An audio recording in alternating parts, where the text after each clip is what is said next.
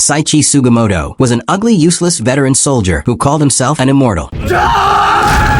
I'm the Immortal Sugimoto!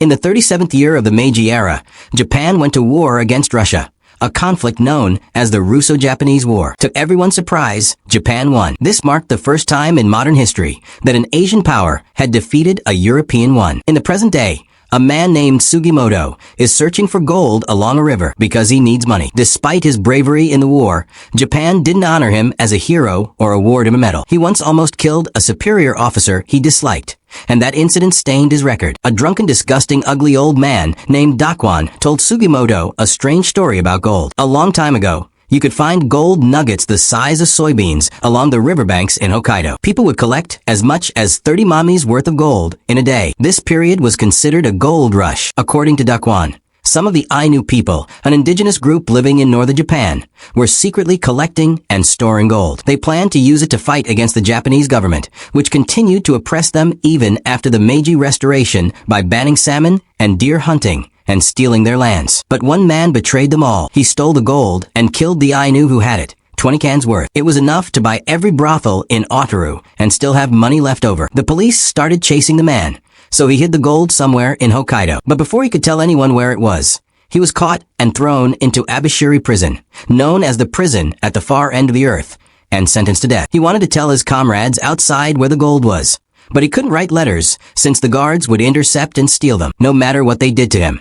He refused to reveal the location of the gold. Eventually, one of the cruel guards cut one of his leg tendons, so he couldn't escape, and forced him to tattoo a secret code onto the bodies of his fellow death row inmates. Only his trusted allies on the outside could decipher the code. Before he died, the man told the prisoners, "Escape from this prison. Whoever succeeds can have half the treasure." To crack the code, you need all the tattooed bodies. When some corrupt military officials heard the rumors, they pretended they were transporting the prisoners, but instead tried to use them to find the treasure. However, the prisoners seized the opportunity to escape. They killed the soldiers and fled into the forest. None were ever caught, and no one knows what happened to the gold. Sugimoto at first thought the story was just a tall tale, especially since Dakwon had once told him that Eza wolves still existed in the forest, even though they were supposed to be extinct. But then Dakwon suddenly fell asleep, and Sugimoto remembered a promise he made to his friend Taraji before he died, to take care of Taraji's blind wife, Yumiko. To do that, he needed money. He needed that gold. When Sugimoto turned around,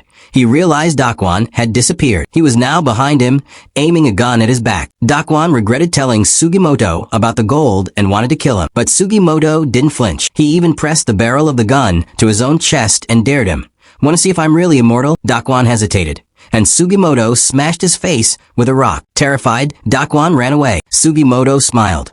Maybe that ridiculous story was actually true after all. Sugimoto searched the forest, expecting Dakwon to come back and try again. But instead, he found Dakwon's corpse, killed by a bear. When Sugimoto stripped the body, he saw the tattoo. Dakwon was one of the prisoners. The tattoo proved the story was real. Sugimoto carried Dakwon's body, knowing the bear would return if he left it. But then he saw a bear cub. The mother bear appeared behind him. The bear attacked. Sugimoto tried to reach for his rifle, but it was stuck due to his own clumsiness. He fell down, and just as the bear was about to eat him, an arrow struck the beast. A young Ainu girl had saved him. Her name was Asurpa. She warned Sugimoto to stay away from the bear, saying that even though her arrow was poisoned, a bear can still move 10 steps before dying. After a few minutes, the bear died. Asurpa began skinning the bear, carefully removing the poisoned meat so it wouldn't ruin the pelt. She asked about the body Sugimoto was carrying, and he explained what happened to Dakwon. But Asurpa was confused.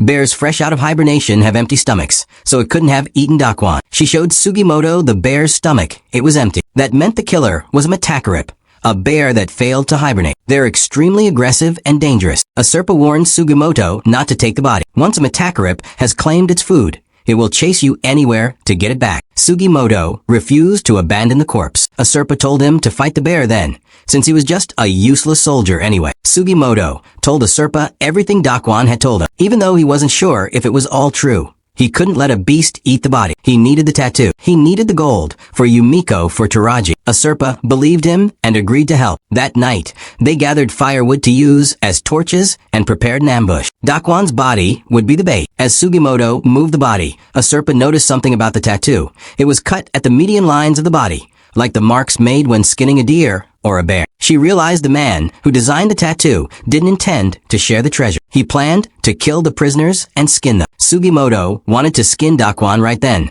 but Asurpa said there was no time. They had to kill the Metakarip first. Suddenly, the bear appeared and destroyed the firewood. Sugimoto punched it, but it didn't flinch. He was wounded and pinned down. Asurpa wanted to shoot, but it was too dark. Sugimoto told her to wait, afraid she might hit him. He would stab the bear first to give her a chance. Suddenly, there was a flash of light. Asurpa shot her arrow, and Sugimoto stabbed the bear at the same time. The bear turned on Asurpa, but she dodged and prepared her knife. Just then, Asurpa's white wolf, Ritar, arrived to protect her. While the wolf distracted the bear, Asurpa shouted to Sugimoto, telling him where to aim. From where you are, the heart is under the armpit. Watch for the shoulder blade and aim carefully. Sugimoto shot the bear. It charged him and collapsed on top of it. He stabbed it again, finally killing. Sugimoto survived. Asurpa pulled him out from under the beast. He asked about the white dog, and Asurpa explained it was a wolf. Sugimoto was shocked. He thought they were extinct. Asurpa then revealed something personal. 5 years ago, her father and 7 men from their village were killed while transporting the gold. Their bodies were chopped up and fed to beasts. Some parts were believed to be her father's. They never even knew the killer had been arrested and sent to Abashiri prison, or that tattooed prisoners existed. Sugimoto asked her to join him in finding the gold. It rightfully belonged to her people, and he only wanted a small share. But Asurpa didn't want to kill anyone. She feared going to hell. Sugimoto reassured her, the man who killed your father is probably still alive in the prison. The government needs him to find the gold. But once it's found, he's worthless. They'll kill him. Finding the gold is your only chance for justice, he promised her. I'll be the one to dirty my hands. You just lend me your wisdom. I want the money. You want revenge for your father. Different goals. Same path. If we join forces, we'll be unstoppable. Sugimoto said that if the escaped prisoners were looking for the gold, they would remain in Hokkaido. That's why he planned to search for them all. Asurpa pointed out that Hokkaido is a vast place, but Sugimoto argued that the prisoners weren't wild animals. They wouldn't survive hiding in the mountains. In small villages, outsiders stand out. A fugitive would likely want to blend in with the crowd in a big city. The most populated cities in Hokkaido were Sapporo, Hakodate, Asahikawa, and they were currently in Otaru. At the end of the Meiji era, Otaru had grown from a port town into a powerful financial hub, earning the nickname the Wall Street of the North. It was the largest commercial city in Hokkaido, with nearby Ainu villages. Sugimoto went to an inn and asked a fat, ugly man bathing with him if he had seen anyone with a strange tattoo, but the man said no. Asurpa also asked some women outside, but they hadn't seen anything either. A disgusting jerk store owner got angry at Asurpa and planned to sell her. Asurpa punched him with a knife in self-defense. When the store owner tried to hurt her, Sugimoto arrived. Sugimoto told the store owner to look at his thumb, then stabbed it into the man's neck, asking if he knew anyone with such a tattoo. The man said he didn't, but he mentioned that someone else had been asking the same question. Sugimoto and Asurpa continued questioning people. Soon, they realized someone was following them. He pulled out a gun, but the two had already set a trap, catching him. He was one of the escaped prisoners. When the prisoner woke up, Sugimoto asked where the other prisoners were. He said he had assumed they would stick together to decode the map. But the prisoner said that he thought that too. But they started killing each other without realizing it. So he ran. Sugimoto realized that only one of the prisoners must have known that they needed to skin each other to gather the full code. Sugimoto was about to kill the man, but Asurpa reminded him of his promise not to kill unnecessarily. If he did, she wouldn't help him anymore. Sugimoto said he was just joking.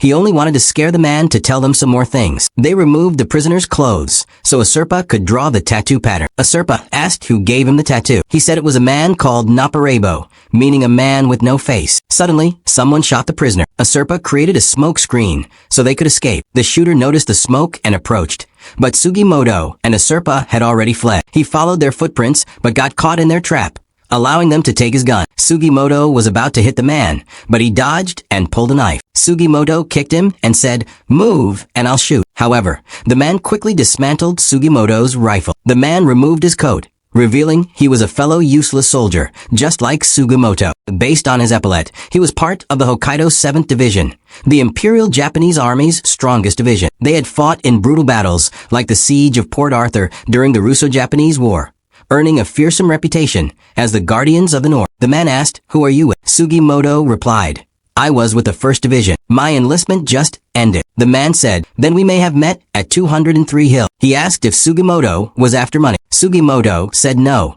He was doing this for the woman he loved. The man attacked, but Sugimoto overpowered and broke his right arm. As he was about to stab him, Asurpa stopped him. When the man heard Sugimoto's name, he realized this was Immortal Sugimoto. He gouged Sugimoto's eyes with his fingers and ran. Sugimoto threw his rifle at him, causing him to fall off a cliff. Sugimoto said, "If he got away, his friends would have come after us. This was for the best." Asurpa asked what Immortal Sugimoto meant. He said, "I learned one way not to die in war, don't get killed." He clarified to Asurpa that he wasn't a murderer. "But if they're going to kill me, I'll kill them first without hesitation. The weak get eaten." That's the same everywhere. That night, other soldiers captured Ogata, the man Sugimoto had fought early. The next day, Sugimoto and Asurpa caught another prisoner, but no matter what Sugimoto asked, the prisoner stayed silent. Then he mocked Sugimoto by asking if the Ainu girl was his pet. Sugimoto got angry and threatened to break his jaw. Asurpa calmed him down, saying she didn't care about insults and was used to it. But Sugimoto replied, "You shouldn't have to be used to it." Asurpa pointed out a rabbit, saying that when rabbits run during the day, it means bad weather is coming, so they should find shelter. They planned to hide in a tent for the day. The prisoner, named Shiraishi, pulled an item from his mouth. He was a master escape artist, known as the Escape King. While Asurpa was catching the rabbit, Shiraishi escaped. Asurpa warned Sugimoto not to stray too far, as the weather was turning worse. Sugimoto chased Shiraishi and threatened to shoot him if he didn't stop. But Shiraishi didn't care if he died and kept going down. Suddenly, they heard sounds like gunshots, but Asurpa explained it was napusfam, an Ainu term meaning the sound of splitting trees. It happens when the temperature drops to minus 30 degrees Celsius, freezing the water inside trees and causing them to burst. Sugimoto fell into a hole in the ice, dragging Shiraishi into freezing water. They scrambled out quickly, knowing they had about 10 minutes before hypothermia would kill them. Shiraishi became confused and expressionless due to the cold. Sugimoto realized he had lost all his bullets. Determined to survive, he swam back into the freezing river to retrieve. He told Shiraishi, "If you don't want to die, help me find the bullet." Shiraishi made a deal. He would help in exchange for his life. Sugimoto agreed, having no other choice. Shiraishi remembered he had a bullet hidden in his mouth and almost forgot because of cold.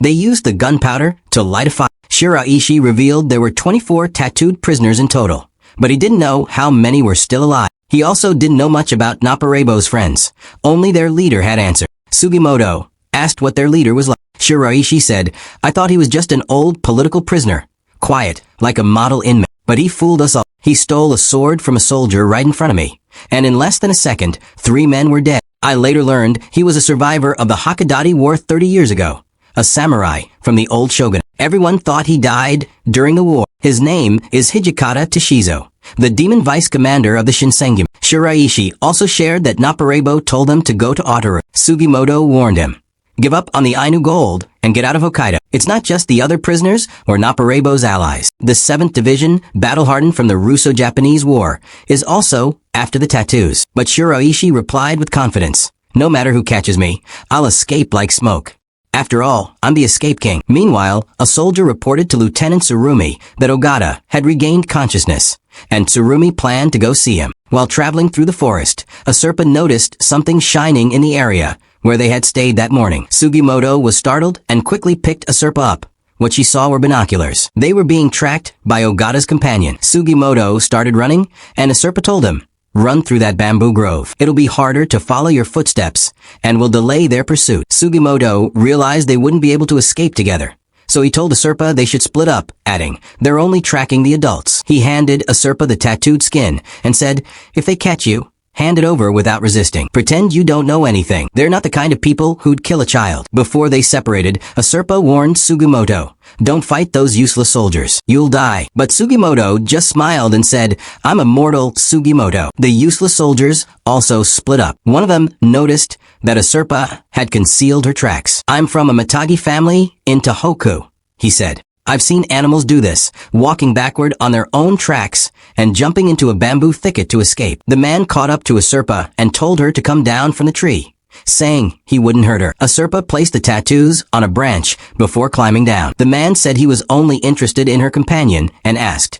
"Who was that you were with?" Suddenly, a rabbit jumped onto the branch, knocking the tattoos down. The man picked them up, surprised by what he saw. While his back was turned, Asurpa considered attacking him, but he anticipated her move. Then Ritar suddenly arrived to help her. Meanwhile, the useless soldiers caught up to Sugimoto and asked why he was running. "You're hunting poachers, right?" he said. "I was hunting forbidden deer. The Ainu kid was just my guide." But one of the soldiers recognized him from the Port Arthur Field Hospital. The three pointed their rifles at Sugimoto. One of them said, when Ogata woke up, he used all his strength to write one word: Immortal. Sugimoto ran into a bear's den to escape. One of the soldiers fired into the den, waking a hibernating bear. It quickly attacked and killed one of them. In the chaos, one accidentally shot his comrade. The other stabbed the bear in desperation. The man couldn't believe Ritar was an Ezo wolf. They were supposed to be extinct. Ritar snatched his gun and threw it aside. When the man kicked Ritar, the wolf bit his leg and slammed him to the ground until he could no longer fight. A Serpa finally called Ritar off. One remaining soldier shot the bear,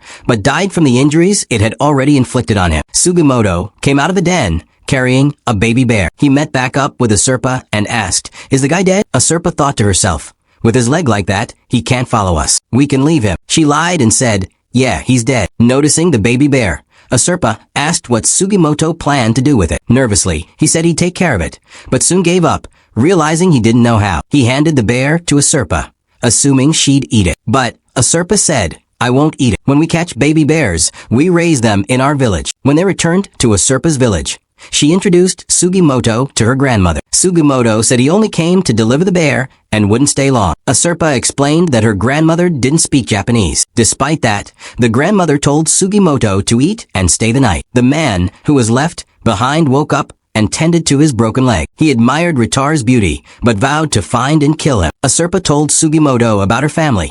"My grandfather died from an illness 6 years ago. My mother died shortly after I was born, so I don't really remember her." Her grandmother, speaking in the Ainu language, which Sugimoto couldn't understand, said, "A Serpa spends all her time in the mountains and can't do any women's work. She can't weave. She can't sew. A woman like that won't be able to marry an Ainu man. She's almost old enough for her tattoo, but she says she doesn't want it. Please, take her as your wife."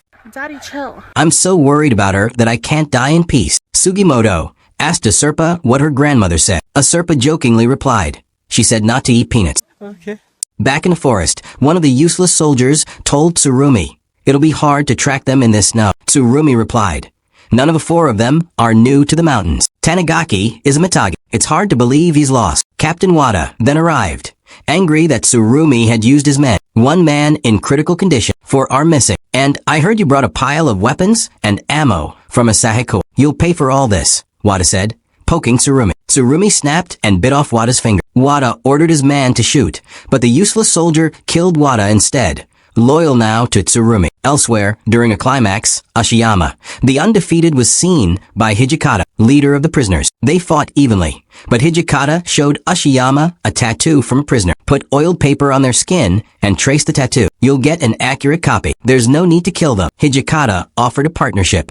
"We need a relationship of mutual interest." Ashiyama asked, "What are you gathering people for?" Hijikata answered, "At some point, we'll have to face the 7th Division. We're going to steal the tattooed skins they have." Ashiyama asked, "Are you planning to face the Imperial Army with an outdated weapon like a katana?" Hijikata replied, "No matter how old he gets, a boy always loves to swing around a katana." That night, a Serpa's uncle heard a wolf howl, and Sugimoto asked him about the story of Ritar and a Serpa. The uncle explained that a Serpa and her father found the wolf while they were out hunting. It looked like a small snowman, so they named it Ritar, which means white. The two were always together, even after her father was killed. A Serpa continued going into the mountains with Ritar alone, but they came from different worlds. One night, they heard a wolf's howl. A Serpa covered Ritar's ears because she didn't want him to leave her. But Ritar couldn't be kept as a pet. He was proud to be a Horkwamui, a divine wolf in Ainu culture. So, Ritar left a Serpa. After that, she stopped smiling. Lately, though, she has been much happier. Her uncle thinks it's because she enjoys traveling through the mountains with Sugimoto. While a Serpa was asleep, Sugimoto left without telling her. In the morning, a Serpa was angry that he left without a word, so she went into the forest to look for him. Sugimoto had gone to Otaru to visit the ugly, disgusting store owner and asked if anything strange had happened recently. The store owner said, "A girl who works at a place my friend owns was badly hurt by a customer. That customer had strange tattoos." Sugimoto went to the shop the store owner mentioned. The waitress there told him to eat first and that she would bring the injured girl to him. But instead, She told some useless soldiers about Sugimoto. Sugimoto ended up kicking and fighting the soldiers. He even wrestled one to the ground and kicked another in the face. But when the soldiers pointed their guns at him, Sugimoto didn't move. One of them hit him with a rifle. They were about to kill him when Lieutenant Tsurumi arrived and stopped them. The soldiers took Sugimoto to their hideout and interrogated him. Sugimoto claimed, "I was just hired by a regular customer of the injured girl. He told me to find the man with strange tattoos and make him pay. When I tried asking around, suddenly I was surrounded by armed men. Of course I ran." Sugimoto realized they weren't buying his excuse, so he had to come up with another way to escape. Tsurumi offered him kushi dango, skewered rice dumplings, which Sugimoto ate. Tsurumi already knew he was Immortal Sugimoto, which surprised Sugimoto. Two of the useless twin soldiers sat him down. Sugimoto insisted, "You've got the wrong guy. My name's not Sugimoto." Tsurumi replied, "I saw Immortal Sugimoto once at Port Arthur. I was far away, but I was amazed at how he fought like a demon. I saw how you fought at the soba shop, and I knew it was you." Sugimoto denied it again, saying, "I was in the 2nd Regiment. I wasn't at Port Arthur. Looks like you've really got the wrong guy." Tsurumi continued, "Why did Ogata attack Immortal Sugimoto? Because you had one of the tattooed skins that shows where the gold is. You ran because you were afraid we'd find out. Where did you hide it?" Sugimoto kept pretending he didn't know anything about gold or tattoos. Tsurumi then shoved the skewer stick into Sugimoto's mouth, surprised that Sugimoto didn't even blink. "You really are Immortal Sugimoto," Tsurumi said. "If I can't blow out the candle of your life, then I'll chew it down from the top." Meanwhile, Usurpa let Ritar sniff Sugimoto's disgusting socks to help track him down. Back at the base, Tsurumi told Sugimoto, "There's only one way to survive this. Work for me. I lost many men on the battlefield. I need more. I have fewer than 100 men searching all of Hokkaido." Sugimoto replied, "That's too many people to split the gold with, isn't it?" Tsurumi answered, "The gold will be our war chest. The weapons and ammo we stole from Asahikawa won't last forever." Sugimoto asked, "What are you planning to do?" Tsurumi said, "Buy weapons from an American. The latest weapons, gathered from all over the world. First, we'll take over the 7th Division. Then, we'll capture the major ports that control the flow of goods to the mainland. Hokkaido will be ours. We were heroes on the battlefield. But when we returned, we were treated like bums. Did you gain anything from the war?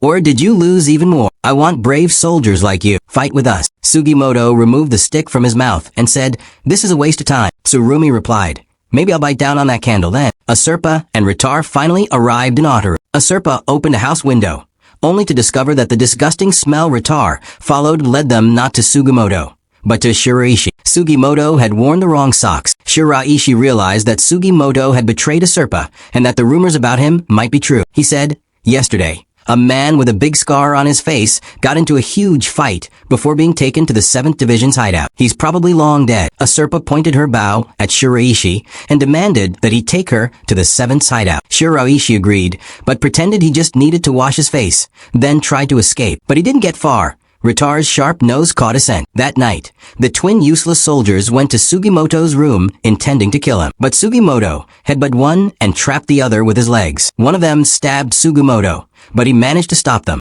Shiraishi already revealed the location of the 7th Division's hideout. The windows have iron bars, and guards stand watch at the entrance all night. We can try to rescue him, but it might already be too late. Even the Immortal Sugimoto can't rely on his luck forever. But Usurpa still believes Sugimoto is alive. His strength comes from his heart. He doesn't fear death. The only other person she knows who would throw himself into a bear's den like that is her father. Sugimoto always gets as close as possible to death, and that's how he survives. That's what makes him immortal. Sugimoto stabbed one of the twins in the neck with his thumb and kicked him. The other twin stabbed Sugimoto in the leg, but Sugimoto struck him with a piece of wood and kept hitting them. Then some useless soldiers arrived and pulled the twins away. Tsurumi ordered that the twins be taken away from Sugimoto. Shiraishi saw Sugimoto and informed Usurpa that he was still alive. He added, "He's locked up, which means he must have hidden the tattoo somewhere. Those iron bars look old and rusty. If we can remove one, I can dislocate my joints and slip inside. I'll help you save Sugimoto.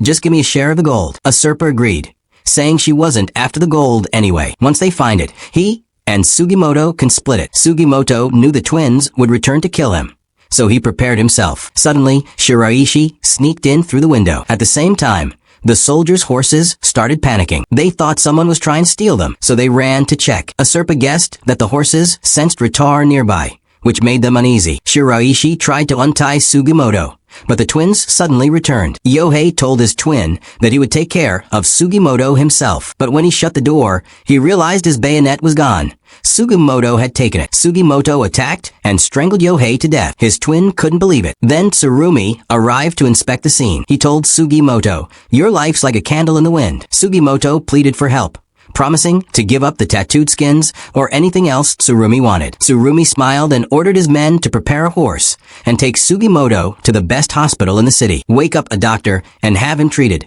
even if it means putting a gun to someone's head. The soldiers rushed Sugimoto to the hospital. Meanwhile, Tsurumi examined Yohei's corpse and found something odd.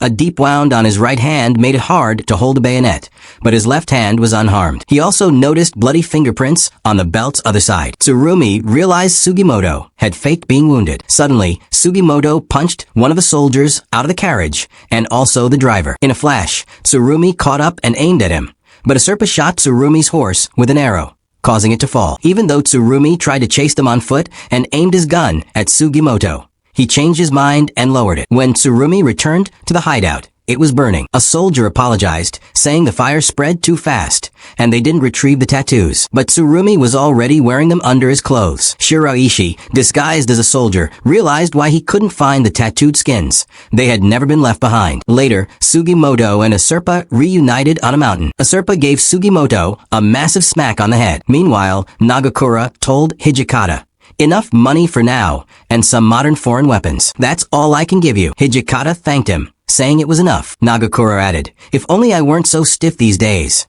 I'm too old to keep up with you." Hijikata replied, "Liar, you've been obsessed with the Shinsengumi for years. You must be excited." Ashiyama realized Nagakura was none other than Nagakura Shinpachi, the finest swordsman of the Shinsengumi. Shiraishi asked what they'd do with the horse. Sugimoto said they should take it, but Shiraishi pointed out it would stand out too much. They decided to get rid of it. Asurpa wanted to reward Ritar, so they chose to kill the horse. Shiraishi left to buy eggs from a local farm. Meanwhile, Sugimoto felt awkward being alone with Asurpa. She told him to rest because of his injuries. Sugimoto said, "This is what searching for the gold is going to be like. If something happened to you, I wouldn't know how to face your grandmother or the rest of the village." Asurpa gave him some horse meat to put on his face to help with swelling. Asurpa said, "I've already seen my father brutally killed. I know it's dangerous. I made my own decision to come with you because I believed I could achieve my goal. But the one who treated me like a child, didn't trust me as a partner, acted on his own, made foolish decisions, and got caught, that was you." Hijikata's group was now heading to find Shibukawa Zenjiro, a bandit leader. Hijikata said, "I sent a messenger this afternoon. I bet he didn't return. We're going in." Ashiyama warned they were outnumbered. Hijikata replied, "Numbers don't matter. Only those willing to risk their lives are worth anything. If you want to live, be ready to die." They stormed the bandit hideout. One man attacked, but Ashiyama threw him into the ceiling. Hijikata said to Shibukawa, "I sent a messenger, remember?" Shibukawa replied, "Yeah, I beat him up. He told me all I needed to know. The Ainu treasure sounds interesting. Show me your tattoos." Hijikata showed him the heads of Shibukawa's men outside. Then he asked, "Do we help each other? Or do we kill each other?" Shibukawa said, "You win," but then ordered his men to kill them. Hijikata immediately shot him and slaughtered the rest. "Kill them all. Don't let a single one escape," he told his men. Before they left, Nagakura told Hijikata, "They say a man who doesn't die when he should will face a shame worse than death. Starting a war at our age, it's madness. You're not looking for a place to die, are you?" Hijikata replied, "I plan on living for another century." After they wiped out Shibukawa's gang, Ashiyama asked Hijikata, "Are you trying to start a new Shinsengumi?" "Sorry, I'm only in it for the gold. Who'd believe in something crazy like taking over Hokkaido?" Hijikata answered, "There are many who dream of Ezo's independence, people who have lived here since long ago." The next morning, Asurpa asked where Shiraishi went. Sugimoto said he went to town to gather information. "It's probably best if I stay out of town for now," he added. While they were tracking a deer Sugimoto shot, Asurpa found footprints, those of a dog and two men. One of them has a limp. Did he injure his right leg? She wondered. She realized it was Tanigaki, the soldier they had left behind in the forest. Tanigaki's companion said, Comparing Hokkaido's brown bears to the black bears we Mitagi hunt in Tohoku is like comparing wolves to pups. But this pup is eye-raised. It's not afraid of brown bears. Tanigaki commented that the Murata rifle is hard to use. It only holds 1 bullet. His companion said, the rifles the other soldiers use hold 5 rounds. That's convenient. But if you have 5 bullets, you think you get 5 chances. I only have 1 shot, so I make sure I'm satisfied with it. He told his dog Ryu to find a female bear and mate with it. Don't interfere, he warned Tanigaki. This is between me and the bear. When Ryu found a hibernating bear, the man stood directly in front of the den and startled it. Tanigaki was shocked. If you get scared and stand up, you lose, the man said, and then he shot the bear. Tanigaki asked, you're looking for a white wolf too, aren't you? Back home, a medicine seller told me about an incredibly skilled bear hunter in Hokkaido. He said that once this hunter enters a mountain, all the bears vanish. He told me your name. Nihei Tetsuzo. Nihei said that a bear with a face like this would have attacked humans someday. Tanigaki asked, how can you be so sure? Nihei pointed to the bear's womb and explained, it's a 6-year-old female that has never given birth. Bears like this get more and more violent over time. Among brown bears, females are often more aggressive and dangerous, just like humans. Nihei continued, if you're a Mitagi, you should know that every bear is unique. Some get scared and run, while others will attack no matter how many times you shoot them. I've killed over 200 bears, but no 2 hunts have been the same. They're different, but they have similar habits. If you understand those habits well, it helps. Both Nihei and Tanigaki have never hunted a wolf before, so Nihei wants to catch one. Human traps drove wolves to extinction, he said. But one last wolf survived through a battle of wits. This will be a battle between its uniqueness and mine. My hunter's soul is getting erection. A Serpa saw footprints beneath a sakhaline fir tree and was sure that the deer Sugimoto had shot earlier went there to rest. She went down the mountain and startled the deer. Sugimoto hurried down as well, but the deer ran away again. A Serpa said it climbed up another path. I can't believe it still has that much stamina. Since it was getting dark, a Serpa suggested they wait until morning and follow the tracks then. Nihei asked Tanigaki, why are you still wearing that cap? It doesn't suit you. Why not return home and go back to being a Mitagi? Tanigaki replied, I stayed in the military for a reason. I was ready to leave my home in Akita. But when I was in the mountains, it felt like something toxic was leaving my body. We Mitagi say to bears, may you be born again, and hear pleasant sounds when we send them to the next life. But I never said that to the people I killed in the war. Nihei told him, the wolf hunt is just an excuse. You can't go back to the military or to your home. Your hunter soul is wandering the forests of Hokkaido. When we kill that wolf, take its pelt and return home. Tanigaki took off his cap and burned it. The next morning, a Serpa and Sugimoto found where the deer had slept the night before, but it had already left. Tanigaki asked Nihei how he planned to hunt the wolf. Nihei answered, first, we need bait. We'll shoot a deer. Tanigaki questioned why, since they had plenty of bear meat. Nihei explained, if you saw a peeled persimmon lying on the road, would you eat it? When you're hunting, you have to think like your prey. A Serpa noticed the deer's tracks were uneven. It was running out of strength. She pointed out where it was hiding, and Sugimoto slowly approached from another direction. As Ryu sniffed the area, he got scared, meaning they were in the wolf's territory. A Serpa coughed to startle the deer, and it ran. Sugimoto was ready, but when he aimed, he saw himself in the deer and missed. The deer escaped, but Ritar chased it down and caught it.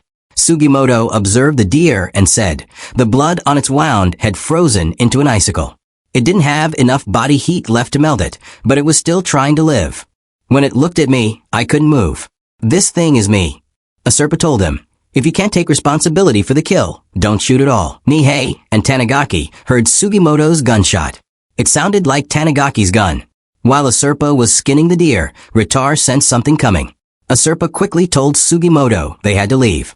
When Nihei and Tanigaki arrived, a Serpa and Sugimoto were gone. Nihei saw Ritar's tracks and said, there's no sign it ate anything. Did it make the kill? And the hunters just took the meat? They didn't clean up well. Tanigaki recognized Sugimoto and a Serpa's footprints and confirmed it was them. He noted that Ritar wasn't afraid of a Serpa and wondered why. Nihei realized, so they left the meat for the wolf. Maybe it will come back to eat it. Nihei said they should bathe, since they were dealing with a wolf with a sharp sense of smell. Back at the tent, Shiraishi had returned and told Sugimoto he had learned about a prisoner with one of the gold tattoos. He heard from a pelt trader that a man arrested for 3 murders had reappeared in Otaru. He was a skilled hunter, feared and respected, known as Nihei Tetsuzo, the hunter who gives hibernating bears bad dreams. Tanigaki was shocked when he saw Nihei's tattoo. He pointed his gun at him. Nihei asked, "Are you going to shoot me, rip off my skin, and return to the military? Are you a Matagi or a soldier? Which are you now?" Asurpa had heard stories about Nihei. She said there was once a group of bad guys who killed hunters and stole their prey. But one day, they picked the wrong guy. Nihei explained, "I had just killed a bear and was cleaning it when someone shot at me to steal it. But I wasn't scared. I hunted them down for 3 days and killed them one by one. The police got to the last guy before I could. But I still killed him in front of them. I'm not an animal. I'm human, and humans follow their own laws.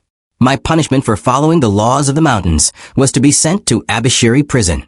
I escaped because I wanted to die in the mountains. At the end of my journey, I'll be eaten by beasts, become part of the mountain. That's my ideal death." Tanigaki understood and lowered his gun. Sugimoto realized Nihei was the man they had seen earlier. Shiraishi added that Nihei once asked a pelt trader, "If I had a white wolf pelt, what would you pay for it?" Asurpa was shocked. Ritar was his target. The next morning, Nihei and Tanigaki returned to the deer meat, but saw that Ritar had beaten them to it. Tanigaki realized Ritar was a watching wolf, a rare kind of wolf that observes humans. "He's been watching us since we got here," he said. Nihei declared, "My boner won't stop." Nihei burned what Ritar had left behind, creating a terrible smell. "I'm going to make him hate us. Make him see us as intruders." Sugimoto, Asurpa, and Shiraishi saw the smoke. Asurpa and the others spotted Nihei. Ritar came into view, and Nihei aimed. Asurpa triggered Nihei's trap before Ritar could step on it, allowing the wolf to escape. Nihei missed his shot. Ritar ran off quickly, and Nihei realized someone had interfered. Sugimoto told him to lower his gun. When Nihei saw Shiraishi, he realized they wanted his tattoo. Ryu suddenly attacked to protect Nihei, and Nihei grabbed a knife. Sugimoto stopped him, sliced several of his fingers, and stabbed him. Nihei hit Sugimoto with his gun, but Sugimoto overpowered him. Nihei said, "You're ready to become animal right?" Nihei struck at Sugimoto, but Sugimoto dodged and grabbed Nihei's dagger. Nihei managed to push Sugimoto back, but Sugimoto kept attacking and drove the dagger into Nihei's arm. Meanwhile, Shiraishi tried to take Sugimoto's gun from Ryu, but Ryu bit him. In frustration, Shiraishi threw Ryu away, took the gun, and pointed it at Nihei. Suddenly, Tanigaki took Asurpa hostage, forcing Shiraishi to lower the gun. Sugimoto became furious and threw his dagger at Tanigaki. As he approached Tanigaki, Nihei blocked his path. Shiraishi called out to Tanigaki, saying, "That's a coward's way of fighting, using an innocent girl as a hostage." Tanigaki replied, "I don't believe she's innocent. She's carrying one of the tattooed skins." Asurpa then told Tanigaki, "I'm not worth that much to Shiraishi. He'll shoot me when I'm no longer useful. We shouldn't fight. Let's both retreat." Nihei warned, "Don't believe her. Women are scary." Tanigaki told Shiraishi to throw away the gun. "I'm willing to have a gunfight with her standing between us," he said. Sugimoto then told Shiraishi, "Lower your weapon." He said to Nihei, "Don't let her see this. Take her far away." Nihei agreed and asked Tanigaki to toss him something to tie them up with. The two allowed themselves to be tied. Nihei told Tanigaki, "Take her somewhere far enough that she can't hear the screams." As soon as Tanigaki left and Nihei looked away, Sugimoto and Shiraishi escaped. While running, Shiraishi asked, "What now?"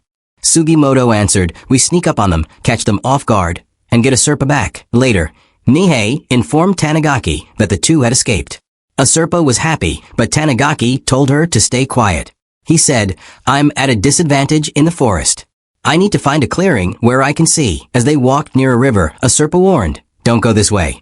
It's a deer trap." But it was too late. Tanigaki was hit by the trap.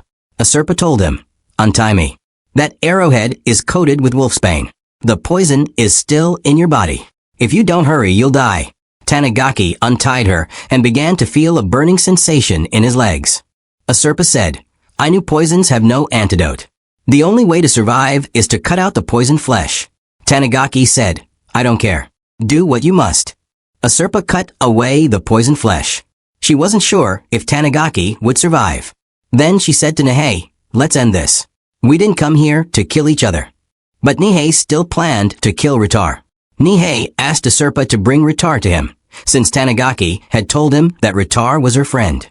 Asurpa refused, saying, Ritar is the last of the noble Horkyu Kamuy.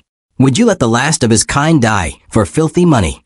Nihei replied, wolves are already extinct. That's everyone's fault. The money doesn't matter. I just want to be the last man to ever see an Ezo wolf. Asurpa bit Nihei's ear in protest, and he threw her to the ground, smashing her face into the snow. Nihei said, I don't care if you scream. Just don't bite your tongue. That won't kill you, it'll just hurt. He tied Asurpa to a tree branch. Asurpa told him, I'm not trying to die. I just don't want Ritar to become a Wenkamui, a cursed spirit that killed a human and is doomed to hell. Nihei replied, don't worry. Humans aren't valuable. This is a battle between two beasts. But I'll be the only survivor. I'll make it quick, so he won't suffer. As Ritar approached, Nihei prepared to shoot. But Ritar zigzagged to avoid being hit, and before Nihei could fire, Ritar bit his injured hand. Nihei still tried to shoot, but another wolf, Ritar's mate, attacked and injured him. Ryu jumped in to protect Nihei, but Nihei realized the second wolf was Ritar's wife. To a wife, he said, a battle between two males doesn't matter. He smiled, satisfied with the fight. Sugimoto and Shiroishi arrived and rescued Asurpa. Ritar's pups appeared too, and Asurpa was happy to learn that Ritar had a family. She realized it was them who called Ritar away that night when he had left her. Tanigaki returned and went to Nihei, saying, May you be born again and hear pleasant sounds. They took Tanigaki with them since he was near death, and Ryu too, as the dog would stay beside Nihei's corpse forever otherwise. Sugimoto also took Nihei's tattooed skin. Back at Asurpa's village, they discussed the gold. They realized it wasn't just 20 kin worth. Tanigaki revealed that Tsurumi had better intelligence and believed that Naparebo had spread false information. Anyone could carry 20 kin on their own, he said, but there's actually far more, maybe 1,000 times more. Shiraishi was shocked. 20,000 can. I could buy so many women, and I can eat so many peanuts. Bruh. He added, Tsurumi is a strange one. He said he'll take over the 7th Division HQ in Asahikawa. But why? If you had that much gold, wouldn't you just split it with your friends and live in luxury? Sugimoto replied, probably because of the siege of Port Arthur. Tanigaki explained, even though we won the war, more than half of the 7th Division died taking 203 Hill. The chief of staff wanted glory and led a suicidal charge. He later killed himself in remorse. The government blamed us for his suicide. We got no medals, no money, just shame. Tsurumi wants to create a military dictatorship, and he'll lead it. He said we won't just hand out the gold. We'll build a weapons factory in resource-rich Hokkaido. We'll give jobs to orphans, widows, and veterans. That's how he'll repay the dead.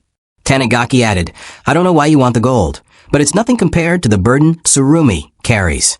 Outside, Shiraishi asked Sugimoto, You're not going to back off after hearing all that, right? Sugimoto replied, No. Tsurumi's done too much damage, even killing his own men. I won't let him have the gold. But I'm also keeping my promise to my partner. Later, Hijikata's group arrived in Otaru, and Shiraishi went to gather intel. But he ran into Ashiyama. Ashiyama grabbed Shiraishi, who took off his jacket to escape. Ashiyama chased him. As he ran, Shiraishi said to the ugly, disgusting store owner and pointed Ashiyama, That man is the one who punched the whore and hurt her. The shopkeeper tried to fight Ashiyama, but Ashiyama charged like a bull and didn't care. Shiraishi kicked a pile of snow down on Ashiyama, but it didn't stop him. Then he slapped a horse's big ass, which made the horse go wild and charge at Ashiyama, but Ashiyama easily knocked it down. Shiraishi ran past some useless 7th Division soldiers. Since he looked nervous, they got suspicious. He told them, That man said I stole his money at the baths, and now he's after me. He's covered in weird tattoos, but he's not Yakuza. The soldiers pointed their guns at Ashiyama. Hijikata said that Naparebo revealed the true amount of gold to him, because they shared the same goal. The gold is only worth 1/3 of the Japanese government's budget, but if they can smuggle it out of the country, its value would increase dramatically. Hijikata began to believe he could really create a new nation. Ashiyama grabbed Shiraishi and threw him at the useless soldiers. One of the soldiers shot Ashiyama, but suddenly there was an explosion. A comrade of Ashiyama was shooting to distract the soldiers, giving Ashiyama a chance to escape. When Tsurumi arrived at the scene, the soldiers reported that one of the escapees was a tattooed prisoner. Another soldier told him that the explosions they heard earlier came from Sakamachi Street. Tsurumi realized that it was all a decoy. Their real target was the bank. At the bank, Hijikata's group stole jewelry, cash, and the sword he was looking for. When Tsurumi got to the bank, he saw the branch manager tied up. He asked what was on the second floor, and the manager replied that it housed the safe deposit vaults for valuables. However, to open them, both the bank key and the owner's key were needed, and the intruders hadn't come upstairs. Tsurumi noticed that the wall was thin. The explosion had been an attempt to break in from behind. They had already taken what they came for. He wondered what was so valuable that they were willing to split into two groups. The branch manager explained that the vaults only held bonds, jewels, and works of art like paintings and katanas owned by the bank. Outside, Hijikata revealed himself to Tsurumi, holding a katana named Izumi no Kami Kanasada. They exchanged gunfire, and Hijikata escaped. Shiraishi asked the women for the clothes they had seen on a tattooed man. He gave the scent to Ryu the dog to track the man, who turned out to be Ashiyama. Nagakura told Ashiyama that another body was found on the Shikotan coast. The head was split with an axe. The last victim's throat had been slit. Both were herring fishermen. Ashiyama realized the killer was Henmi Kazuo, a murderer with over 100 victims who traveled all across Japan. Henmi once said the secret to never getting caught was to keep moving constantly. Unlike someone like Nihei, Henmi's actions were impossible to predict. Ashiyama noticed Shiraishi staring out the window and confronted him. Ryu left Shiraishi behind, and Ashiyama tackled him. Shiraishi dislocated his own shoulder to escape, picked up a nail, and tried to stab Ashiyama in the forehead, but ended up hurting himself instead. Hijikata arrived, and Ashiyama slapped Shiraishi unconscious. When Shiraishi woke up, Hijikata asked him, "What will you do?" Ashiyama said, "We'll let you live, for now, if you let us copy your tattoo." Then Hijikata asked, "You're not working alone, are you?" Shiraishi talked about Sugimoto and bragged that Sugimoto worked for him. Hijikata replied, "Do either of you even have a single tattoo?" Shiraishi admitted, "Nope." Hijikata gave him a choice. "Do we fight each other or work together?" Shiraishi answered, "I'm a pacifist, you see." Hijikata then told him, "Then why don't you start with the skin of Henmi Kazuo?" When Shiraishi rejoined Sugimoto and Usurpa, he explained that the Yanchu were seasonal laborers hired to fish for herring. At this time of year, people gathered from all over, making it the perfect hiding place for an escaped convict. Lately, some Yanchu had turned up dead. The killer was Henmi. Sugimoto asked how he was so sure, and Shiraishi said the same character was carved into all the bodies' backs. Henmi once said, "Killing is as natural as breathing." He looked like a normal man, though. Henmi had once told Shiraishi that he had a brother who was eaten by a boar while he hid and watched. Seeing his brother suffer and die without being able to do anything gave him the urge to kill. The character for I was tattooed on Henmi's body. Sugimoto realized the body they found earlier was also one of Henmi's victims. Usurpa worried that Henmi might go after her uncle, who was on the coast with the others hunting whales. They decided to head to the coast and enjoy some whale meat. The next morning, Sugimoto asked why someone like Henmi, who carefully avoided arrest, would leave clues for others to find him. Shiraishi replied, "I don't even want to think about what goes on in Henmi's head." He explained that large herring fishing zones were located offshore. Fish were processed right after being caught. Henmi might be blending in among the workers. Usurpa's uncle called them over to help with the whale hunt. When a whale surfaced, they threw a spear at it. The whales swam off, pulling their boats, heading toward other fishermen. Shiraishi shouted a warning, but they couldn't hear him. One fisherman fell into the water. Sugimoto told the others to help the man, leaving the whale to Shiraishi. They rescued the drowning man and brought him to a fire. Sugimoto told him to take off his wet clothes to warm up, but the man hesitated. He recognized Shiraishi, and it turned out he was Henmi. He thought, "They must have taken the bait. I left and came here searching for a tattooed prisoner." Henmi told Sugimoto he was too shy to undress, so Sugimoto offered him a blanket. Henmi admired Sugimoto, but could smell the scent of a killer on him. After changing, Henmi thanked them and went back to the dorm. While dressing, Henmi muttered that he wanted to know more about Sugimoto. A sick fisherman sleeping nearby noticed Henmi's tattoo. Henmi picked up a weapon and approached the man. Suddenly, Sugimoto knocked on the window and asked Henmi, "Are non-fishermen allowed to stay in the dorms? Can I work to pay for lodging?" Henmi replied he'd ask the boss later. Henmi then explained how herring were processed, gutted at sea, dried, and preserved to ship to the mainland. The leftover parts were turned into fertilizer. They used knives to cut the compressed blocks. Sugimoto tried the knife, and Henmi imagined Sugimoto beheading him, which his sausage aroused. Asurpa suggested they look for Shiroishi, since they still didn't know their enemy's face. Henmi stopped them and invited them to stay for a meal, his way of repaying them for saving him. When Asurpa went to the bathroom, Henmi asked Sugimoto, "Were you at Port Arthur? What was it like? Did you kill anyone?" Sugimoto replied, "Of course, it was war." Henmi asked, "Do you remember how many you killed?" Sugimoto said, "I can't forget their faces, at least those I killed close up." "Is it guilt that makes you remember them?" Henmi asked. Sugimoto answered, "Remembering them is my way of atonement. I had a reason to kill. But in exchange, I don't expect to die peacefully."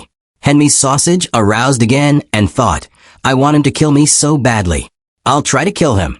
Because if he's what I've been looking for, there's no way someone like me could ever truly kill him." Asurpa was shocked to find the corpse that Henmi had killed inside the bathroom. She hurried to Sugimoto to inform it. However, Sugimoto and Henmi had already left the dining area. Outside, Sugimoto asked Henmi what he wanted to show him. In Henmi's mind, he thought, "I need to get him somewhere we won't be interrupted." Henmi handed Sugimoto a hammer and a broom used to crush and spread leftover fish parts for drying. Then he asked, "Which of these would you like to use to split my sausage head open? Or would you prefer this big knife?" Sugimoto simply replied, "Pass," and said they were leaving. Suddenly, Sugimoto noticed some useless 7th Division soldiers near the dormitory door and quickly hid. Henmi realized even the 7th Division is following the bait I set. He dragged Sugimoto with him and headed toward their boss's mansion to hide. Inside the mansion, Tsurumi was already meeting with the fisherman's boss to ask for donations for a new weapon factory. The old boss was interested in weapons, so it was perfect timing. When Henmi and Sugimoto reached the 2nd floor of the mansion, there were soldiers upstairs. One of them noticed Sugimoto's cap. Henmi distracted the soldiers, but they still looked toward the stairs. Fortunately, Sugimoto was hidden. Henmi then slashed one soldier and stabbed another in the eye. However, he got shot and fell down the stairs. Sugimoto carried the wounded Henmi downstairs, where Tsurumi was already waiting. The old fisherman boss aimed his gun at Sugimoto and shot, but Tsurumi stopped him, giving Sugimoto and Henmi a chance to escape. While looking at Sugimoto, Henmi said with awe, "I became obsessed with the way my little brother fought against death. I wanted to see that again and again, so I killed many. The flame of a candle shines brightest before it burns out. When I see you shine, I remember my little brother. I wanted to be like him, like you." Sugimoto reunited with Shiroishi, and they had already captured the whale. Sugimoto informed Shiroishi that the 7th Division was coming, so they needed to hurry. Shiroishi took a closer look at Henmi and recognized him, immediately warning Sugimoto. Henmi tried to attack Sugimoto, but Asurpa shot him with an arrow. Despite the injury, Henmi continued his attack. Sugimoto fought back and stabbed him with a knife. Henmi's sausage aroused by the pain. Shiroishi urged Sugimoto to finish things quickly as the 7th Division was getting close. Henmi lunged again, but Sugimoto dodged and knocked him down. When Sugimoto tried to shoot, his gun jammed, so he stabbed Henmi again. Henmi said, "Will you promise not to forget me?" Sugimoto replied, "I'll remember you every time I look at the tattooed skin I rip off your body." Henmi was pleased by the answer until a repun Kamuy, or orca, suddenly dragged him away. The three followed the orca, while Tsurumi's group chased after them. The orca played with Henmi's body, passing it around, which shocked Henmi as he realized how disgusting his death had become. Sugimoto stripped off his clothes and swam to retrieve Henmi's body. The orca chased him, so he swam quickly back to the boat. Asurpa threw a spear at the orca, which pulled their boat away, helping them escape from Tsurumi's group. Meanwhile, a useless soldier reported to Tsurumi that Ogata had disappeared from the hospital, along with Private First Class Nakaedu Kohei, who had been missing for days. At Asurpa's grandmother's house, Tanigaki had returned, only to be surprised to find Ogata and Kohei there. Tanigaki explained to Ogata what had happened to him. When asked why he didn't return to Tsurumi, he said, "Today's the first day I've been able to walk with a staff. I was planning to stay here for a while to repay them for helping me." Ogata informed him that Corporal Tamai, Noma, and Okada were all missing. None of the other soldiers who were with Tanigaki returned. Kohei pressed Tanigaki, asking what Tamai had told him. Tanigaki denied knowing anything and warned them not to hurt the old lady. Ogata accused him of killing the other soldiers, but Tanigaki denied it, thinking it was all a misunderstanding. Ogata showed Tanigaki's gun and said, "You can try to grab it, but without this, it won't help you much." Kohei also pointed his gun at Asurpa's grandmother. Tanigaki begged them not to hurt anyone. Ogata claimed he was just joking and testing Tanigaki's reaction. He then said, "If you want to stay here and repay your debt, go ahead. I'll pretend I never found you." Before leaving, Ogata asked if Tanigaki had seen Sugimoto, describing him as traveling with an Ainu child and having tattooed skins. Tanigaki lied and said he hadn't seen him. After Ogata and Kohei left, Tanigaki realized he couldn't stay there anymore. He told Asurpa's grandmother that although he wanted to repay them, he had to leave. Since the old woman didn't understand him, he asked Osoma to explain. But Osoma started crying, not wanting Tanigaki to go. Suddenly, Ogata almost shot Tanigaki. Kohei asked why they hadn't just killed him back there, but Ogata said they would have also had to kill the witnesses, and he liked the grandmother too much to do that. Ogata thought, Tanigaki's an honest man. He would never betray Tsurumi. That's what I made clear to Corporal Tamai. But they couldn't persuade him, so they tried to silence him, and he killed them. That's likely what happened. Tanigaki planned to recover, then tell Tsurumi that we betrayed him. Tanigaki wondered how he could fight a master marksman like Ogata with no gun. Ogata bragged that his Type 30 rifle could accurately blow someone's head off even at 300 meters. Damn! Kohei noticed movement near the window. Tanigaki shut it quickly and realized they wanted to kill him because they knew he wouldn't betray Tsurumi. To him, Ogata and Kohei were no longer part of the 7th. They were simply his enemies. Elsewhere, Sugimoto and his group found a place to stay. While Asurpa was sleeping, an old man entered and lifted her. Shiraishi was shocked. It was Hijikata. He asked Sugimoto for Asurpa's Japanese name, but Sugimoto admitted he had never asked. Hijikata handed Asurpa to Shiraishi and whispered to him to make copies of the tattoos. Back at the house, Tanigaki used binoculars at the window, but Ogata shot at him. Tanigaki threw something to create a smoke screen and tried to escape. Ogata changed positions. Before fleeing through the back, Osoma handed Tanigaki Nihei's rifle. By the time Ogata and Kohei reached the back of the house, Tanigaki was gone. But he can't get too far, wounded as he is, Ogata said. Ogata added, "Time to go Tanigaki hunting." Kohei found Tanigaki's tracks and couldn't believe whether Tanigaki was really injured. Ogata told him, hurt or not, he's a Mitagi. He knows everything there is to know about moving around in the mountains. Tanigaki had found bear tracks and deliberately stepped in them to confuse Ogata and Kohei. Eventually, they lost Tanigaki's trail, and since it was getting dark, Kohei didn't care what Tanigaki might tell Tsurumi. He wasn't interested in the gold. He just wanted to kill Sugimoto as soon as goddamn possible. As the cold intensified, Kohei suggested they gather firewood, but Ogata refused, saying Tanigaki would find out where they were and attack that night. Kohei didn't mind, saying they wouldn't waste their energy tracking Tanigaki anymore. "I'm sick of freezing my ugly ass off in Hokkaido, of working for the military of everything. I want to go back home to Shizuoka." The next morning, they spotted smoke in the distance and assumed it wasn't from Tanigaki, since he wouldn't risk lighting a fire. Ogata said, "We'll sneak up on it." The two of them approached, and Ogata told Kohei, "Go take a look. If those are Tanigaki's tracks, give me a signal. I'll back you up from here. It's 100 meters at most. No matter who it is, I won't miss." Kohei reached the fire and saw Tanigaki's tracks, so he signaled Ogata. Ogata immediately realized it was a trap. Meanwhile, Tanigaki was nearby, waiting for Ogata to reveal himself. As Kohei warmed himself by the fire, he was suddenly attacked by a bear. Tanigaki waited for Ogata to help Kohei, knowing the gunfire would give away his position. Kohei screamed for help, and Ogata finally shot the bear, causing it to flee. Ogata, thinking Tanigaki had no weapon, confidently revealed himself. only for Tanigaki to shoot him quickly. Just then, Tanigaki's friend Mishima appeared. Tanigaki asked why he was there, and Mishima explained. Ogata and Kohei were being tracked the entire time. Their locations were being reported to Tsurumi. Tsurumi was using them to draw out the other rebels. I wasn't going to intervene until Ogata made contact with Corporal Tamai's group, but you defeated them. Mishima also said he knew Tanigaki hadn't betrayed them. That's why they came after you. With Tsurumi approaching, they needed to go back and confront him directly. Tanigaki hesitated, and suddenly Ogata, who was still alive, shot Mishima.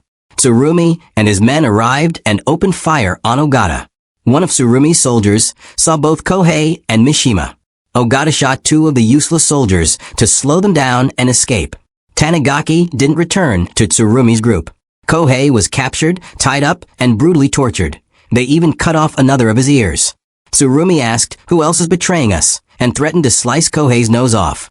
But Kohei didn't care. Tsurumi promised, I'll let you kill Sugimoto. So Kohei revealed that Komiya was the traitor. Tsurumi then killed Komiya. Meanwhile, due to Shiraishi's uselessness, he fell into a river and was almost eaten by an E1 one-shep Kamuy. Fortunately, a man saved him, someone Usurpa knew, Kirarenki, a friend of her father.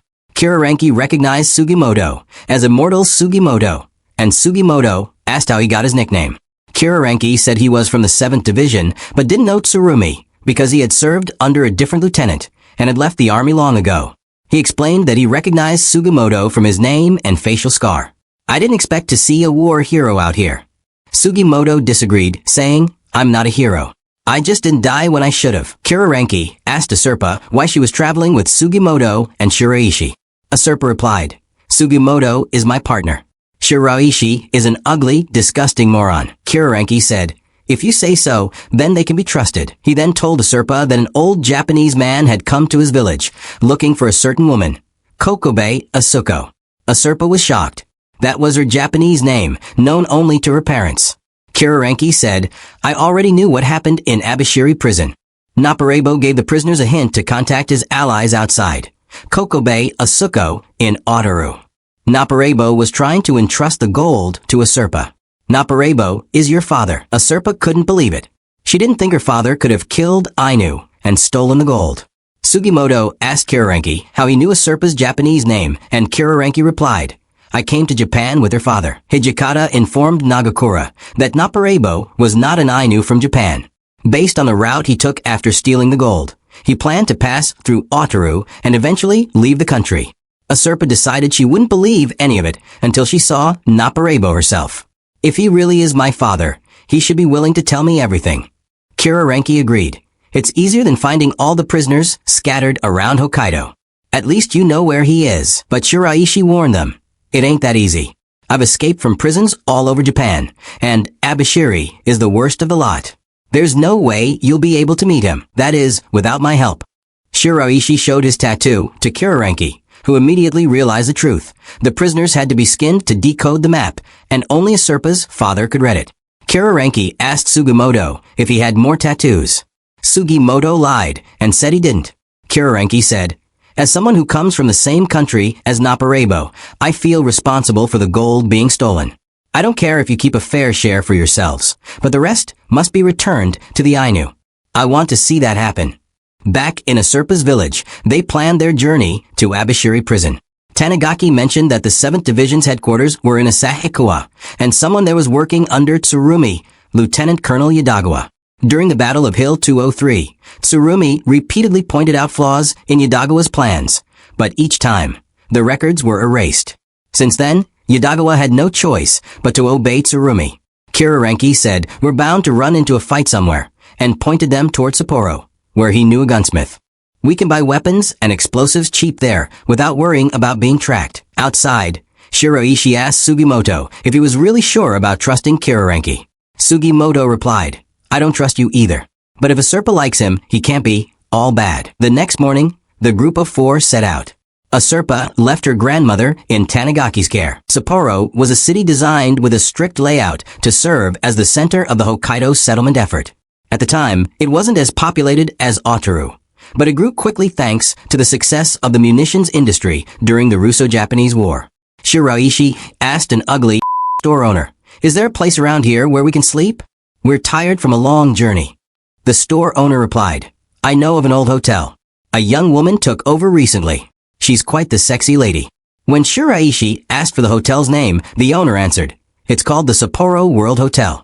Ashiyama arrived at the Sapporo World Hotel and was greeted by Ayanaga, who recognized him. She was one of the tattooed prisoners.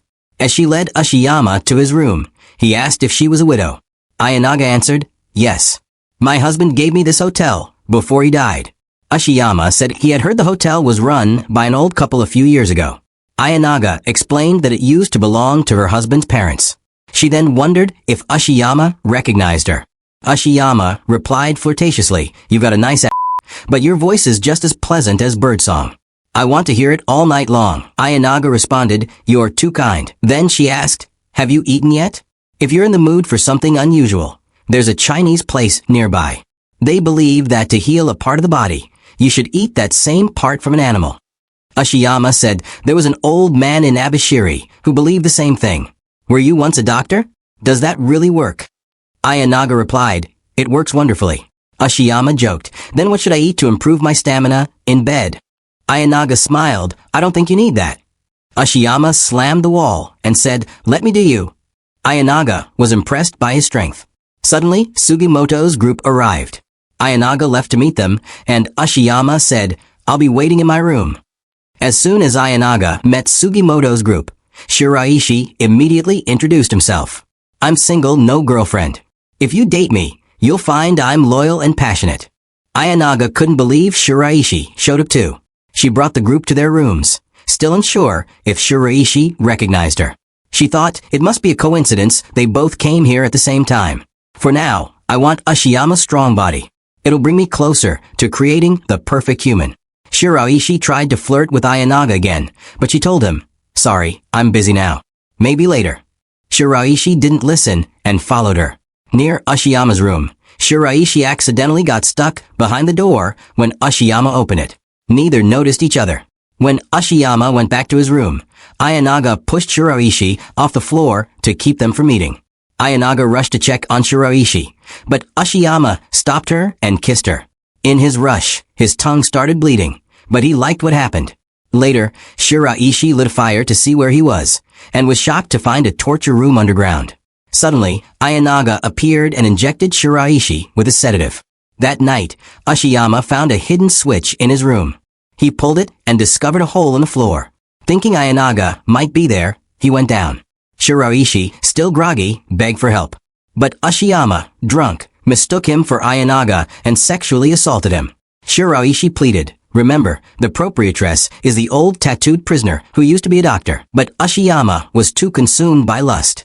I'm not leaving this hotel until I sleep with the proprietress, he said. Shiraishi realized Ashiyama had lost control and left him there. Meanwhile, Ayanaga was in Asurpa and Sugimoto's room, planning to steal Asurpa's eye. But Sugimoto kicked Ayanaga and asked how she got in, since he had blocked the door.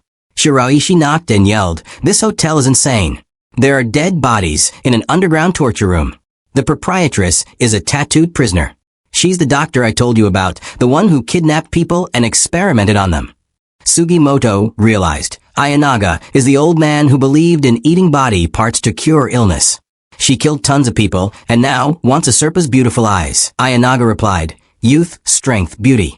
Everyone wants what they can't have. Humans are greedy creatures. But look, I'm right.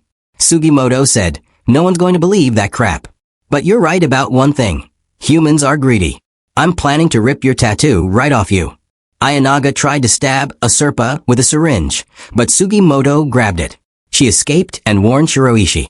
While escaping, she ran into the lust-driven Ashiyama again. Shiraishi woke up Kirarenki and told him they had to leave. Ayanaga suddenly appeared through the wall, chasing Shiraishi. Ashiyama chased her too. Shiraishi threw a grenade at Ayanaga. It exploded. Both Ayanaga and Ashiyama survived and ran into Sugimoto. Ayanaga told Sugimoto, Ashiyama is also a tattooed prisoner. Ashiyama woke up from his lust-driven state and tackled Sugimoto. They wrestled. Ayanaga decided the hotel was useless now, so she planned to destroy it.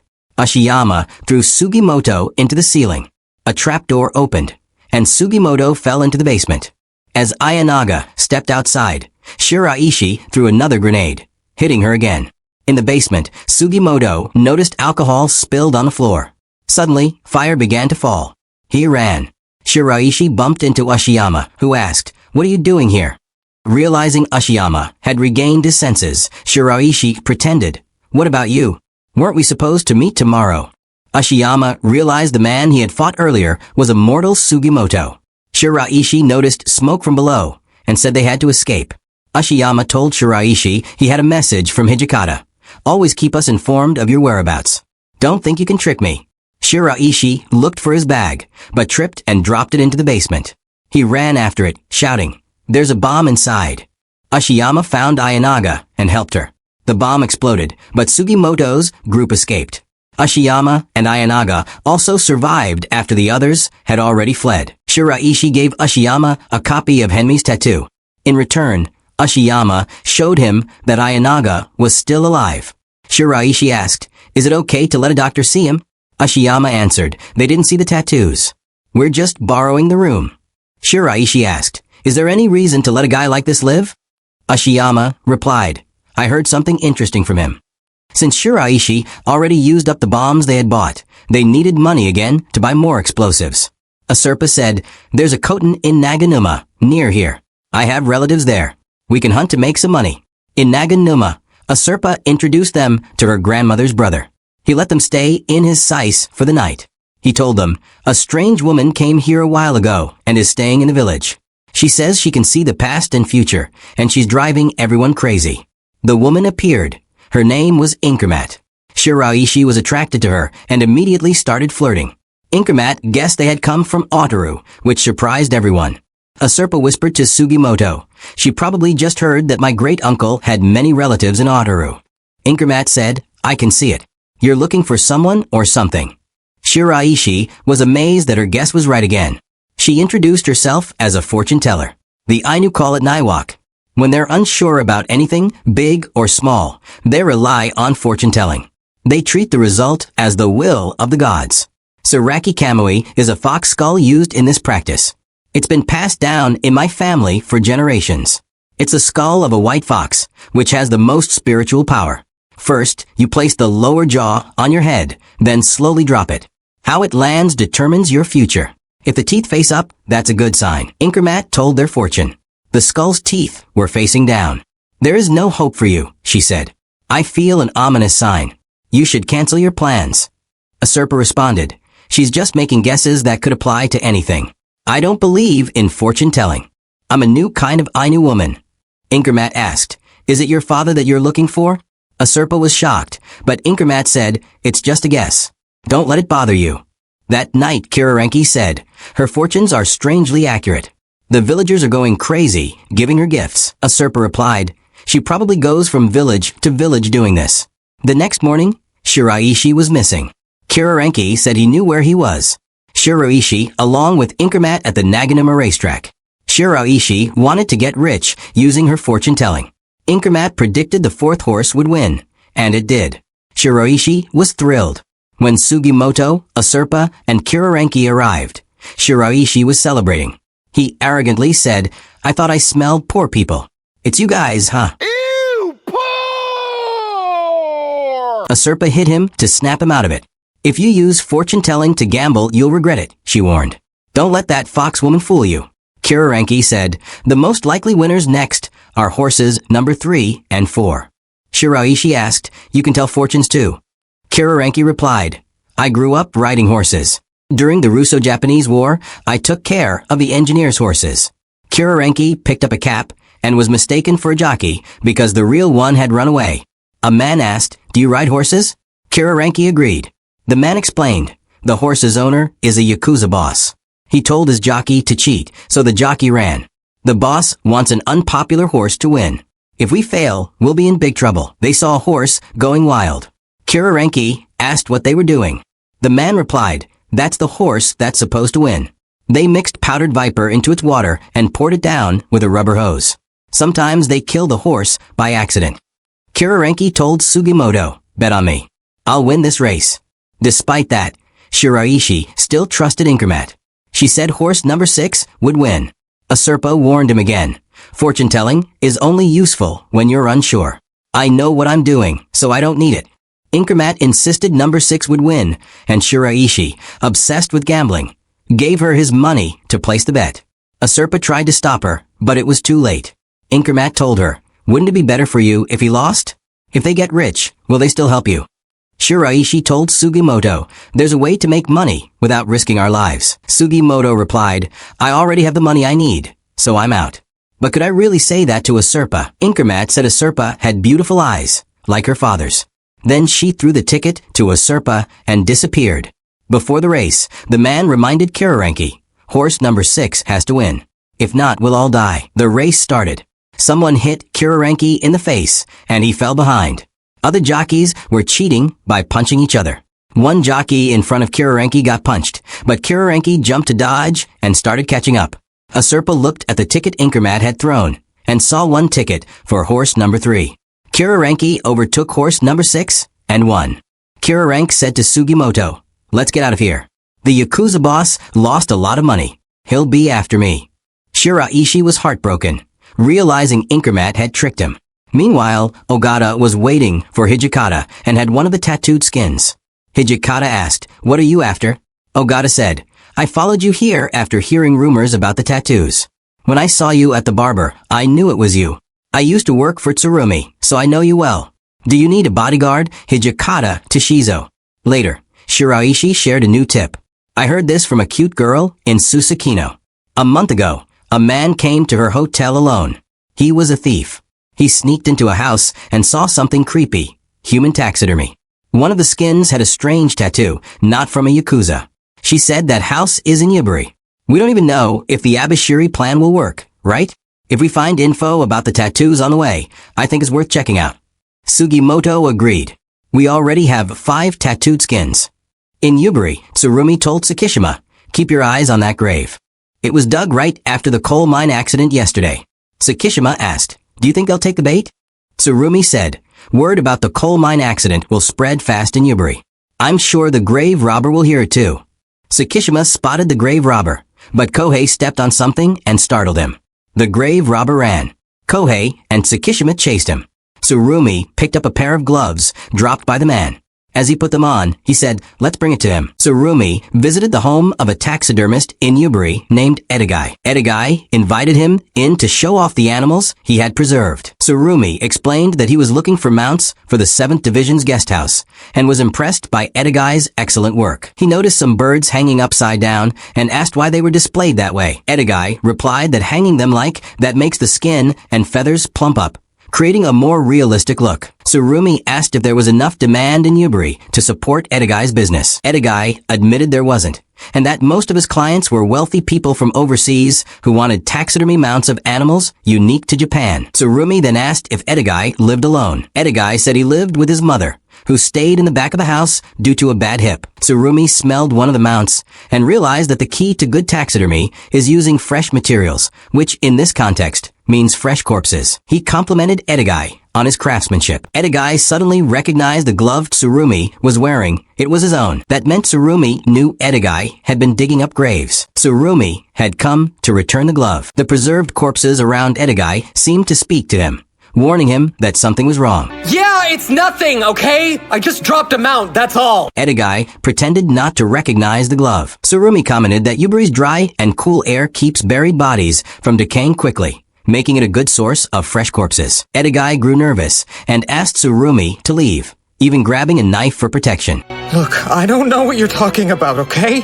It's time for you to go. Tsurumi calmly stated that Edagai had been digging up corpses night after night to make the glove, stripping skin from bodies. However, Tsurumi had no intention of arresting him. He just wanted a pair of gloves. Edagai laughed and revealed that the gloves weren't made from human skin, but from pig skin, with nails crafted from pig hooves. Sorry, you see, it's just, that glove isn't made of human skin at all. It's only pig skin. He explained he only went to the graveyard to dispose of waste materials from his work. He even offered Tsurumi a spare glove. Hey, if you like it that much, then I want you to have it. I have more in the back. I'll go get one. The corpses warned Edigai not to trust Tsurumi. Tsurumi opened a door without permission and found more preserved human corpses. All of them told Edigai to kill Tsurumi to protect their secret. Edigai stood behind Tsurumi with a knife, conflicted because Tsurumi had been kind to him. His mother, also one of the corpses, insisted that Edigai kill Tsurumi and not trust anyone. Frustrated,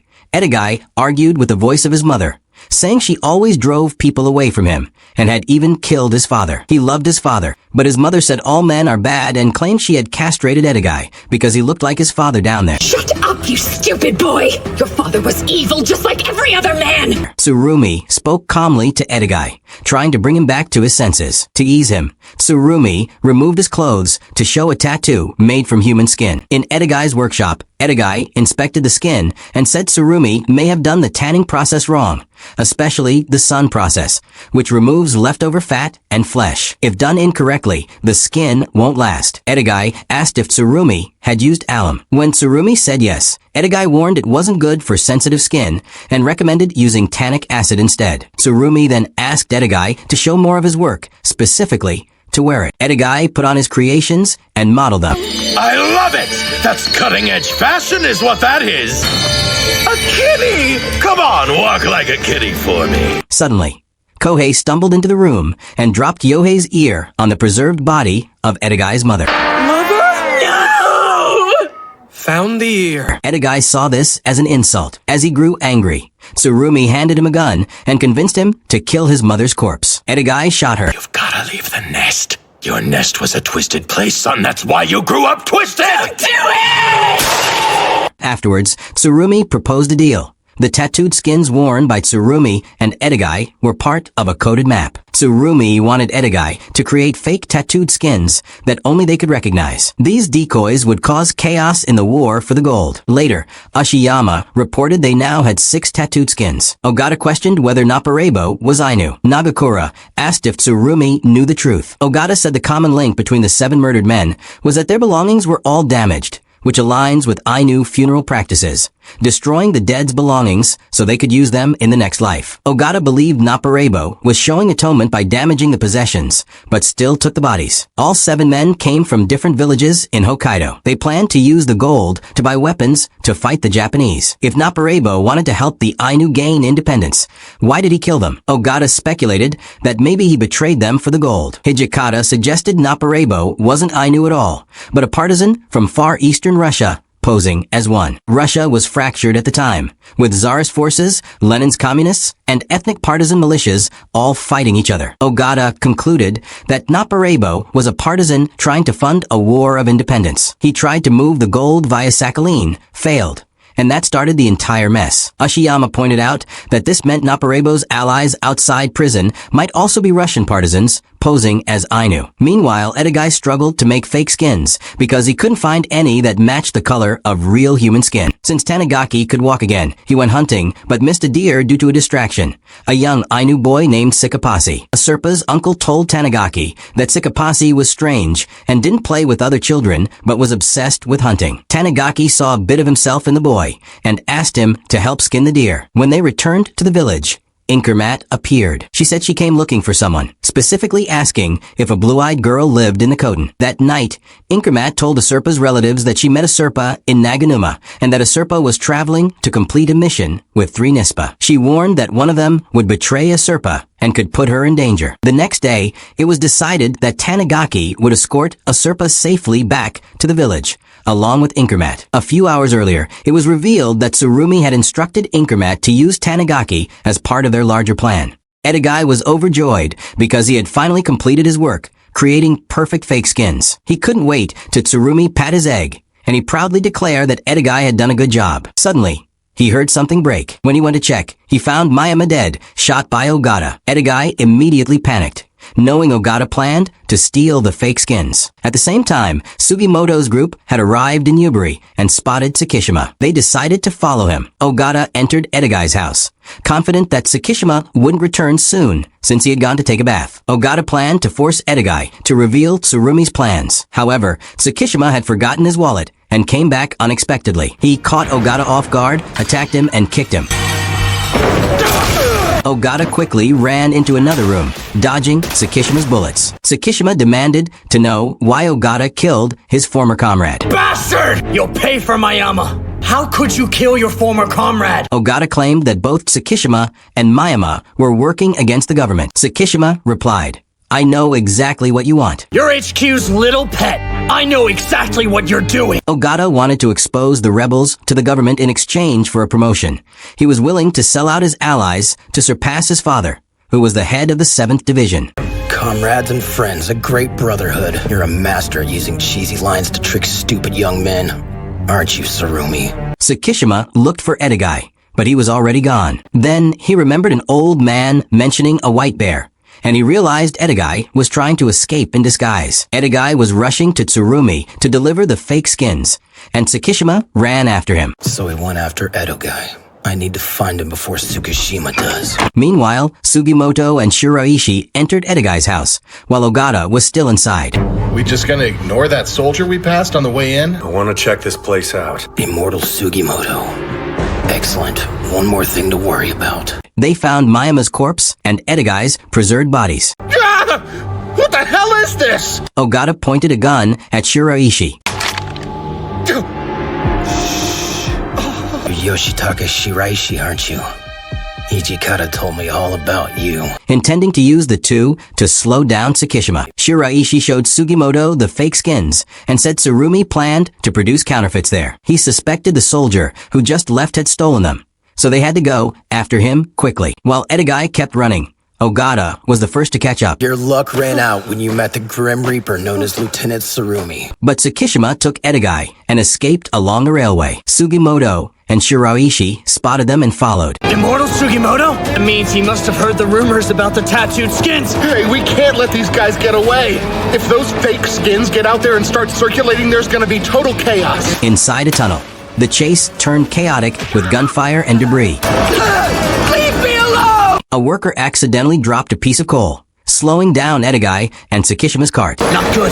They're gonna catch up now. Sugimoto and Shiraishi caught up. Tsukishima took Sugimoto's gun and hit him, trying to stop them. Shiraishi tried to grab the fake skins from Edogai, but was attacked. Get lost! Tsukishima accidentally hit a switch, changing the direction of Sugimoto and Shiraishi's cart. Ogata shot another switch, so he could follow Tsukishima and Edogai. He's the guy who killed Mayama! That's Ogata. Keep your head down. The workers tried to stop everyone, warning them of a potential explosion due to a lit fuse. Ogata heard this and stopped, but Tsukishima and Edogai didn't. An explosion occurred, but they survived. That must have been dynamite, and it was close. But look, now they can't follow us! Let's escape out the other side of the mountain! Then, the workers smelled burning metal and realized fire damp had been ignited. Run! It's gonna blow! A second, stronger explosion followed.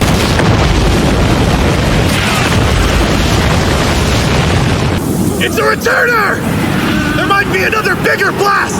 Get out of here, now! Tsukishima tried to help Edogai, who was trapped under rubble. Edogai told him to leave and said the only way to stop the fire from spreading was to seal off the exits, even if people were still inside. His leg was crushed, so he couldn't move. He handed the fake skins to Tsukishima, telling him to give them to Tsurumi. He was the first person to take me seriously. This is what he wanted from me in return. Meanwhile, Sugimoto was weakened by the gas, but didn't give up. I'm the Immortal Sugimoto! The tunnel was being sealed. Ogata found Edogai's body and was shown an exit by one of the workers. Tsukishima, too, was weakening. Sugimoto and Shiraishi reached the barricade and tried breaking through.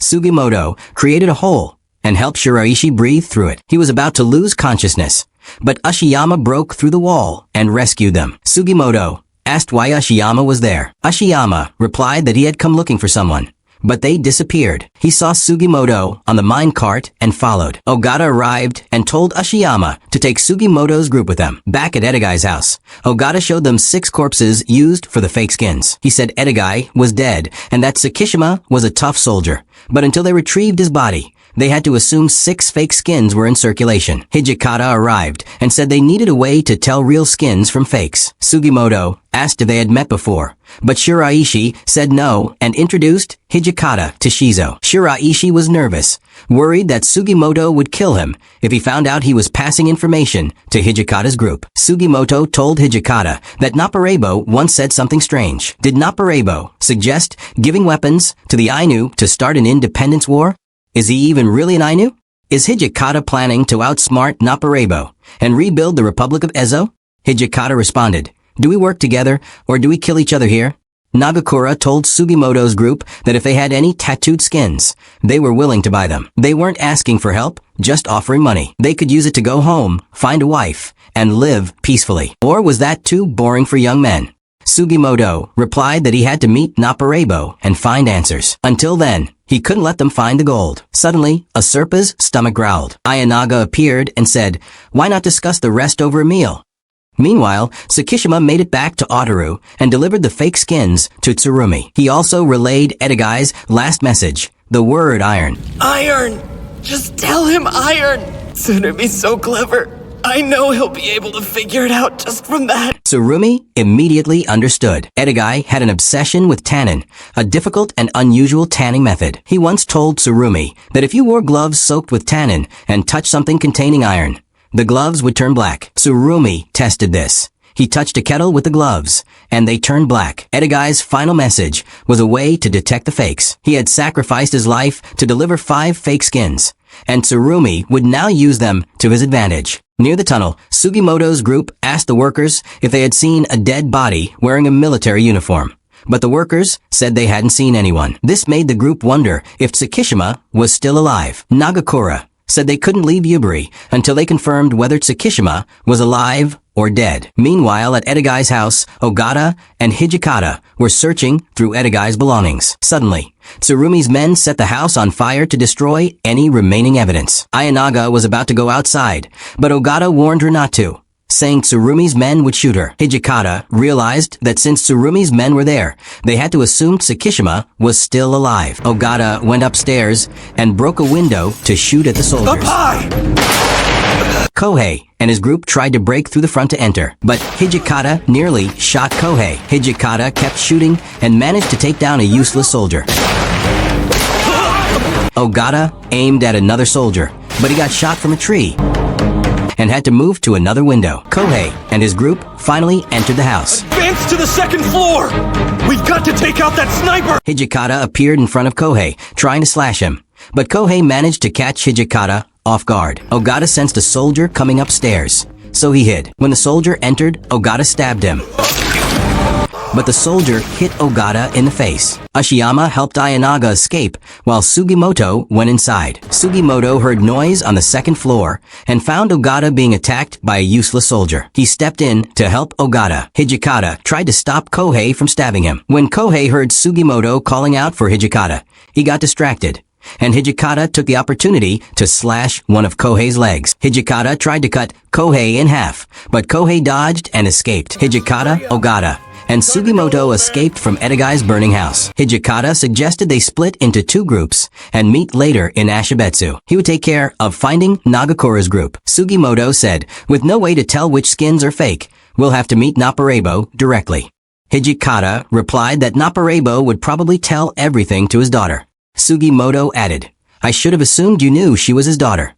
For my part, as long as I get a small share, I don't care who gets the gold. But a Serpa is a true Ainu.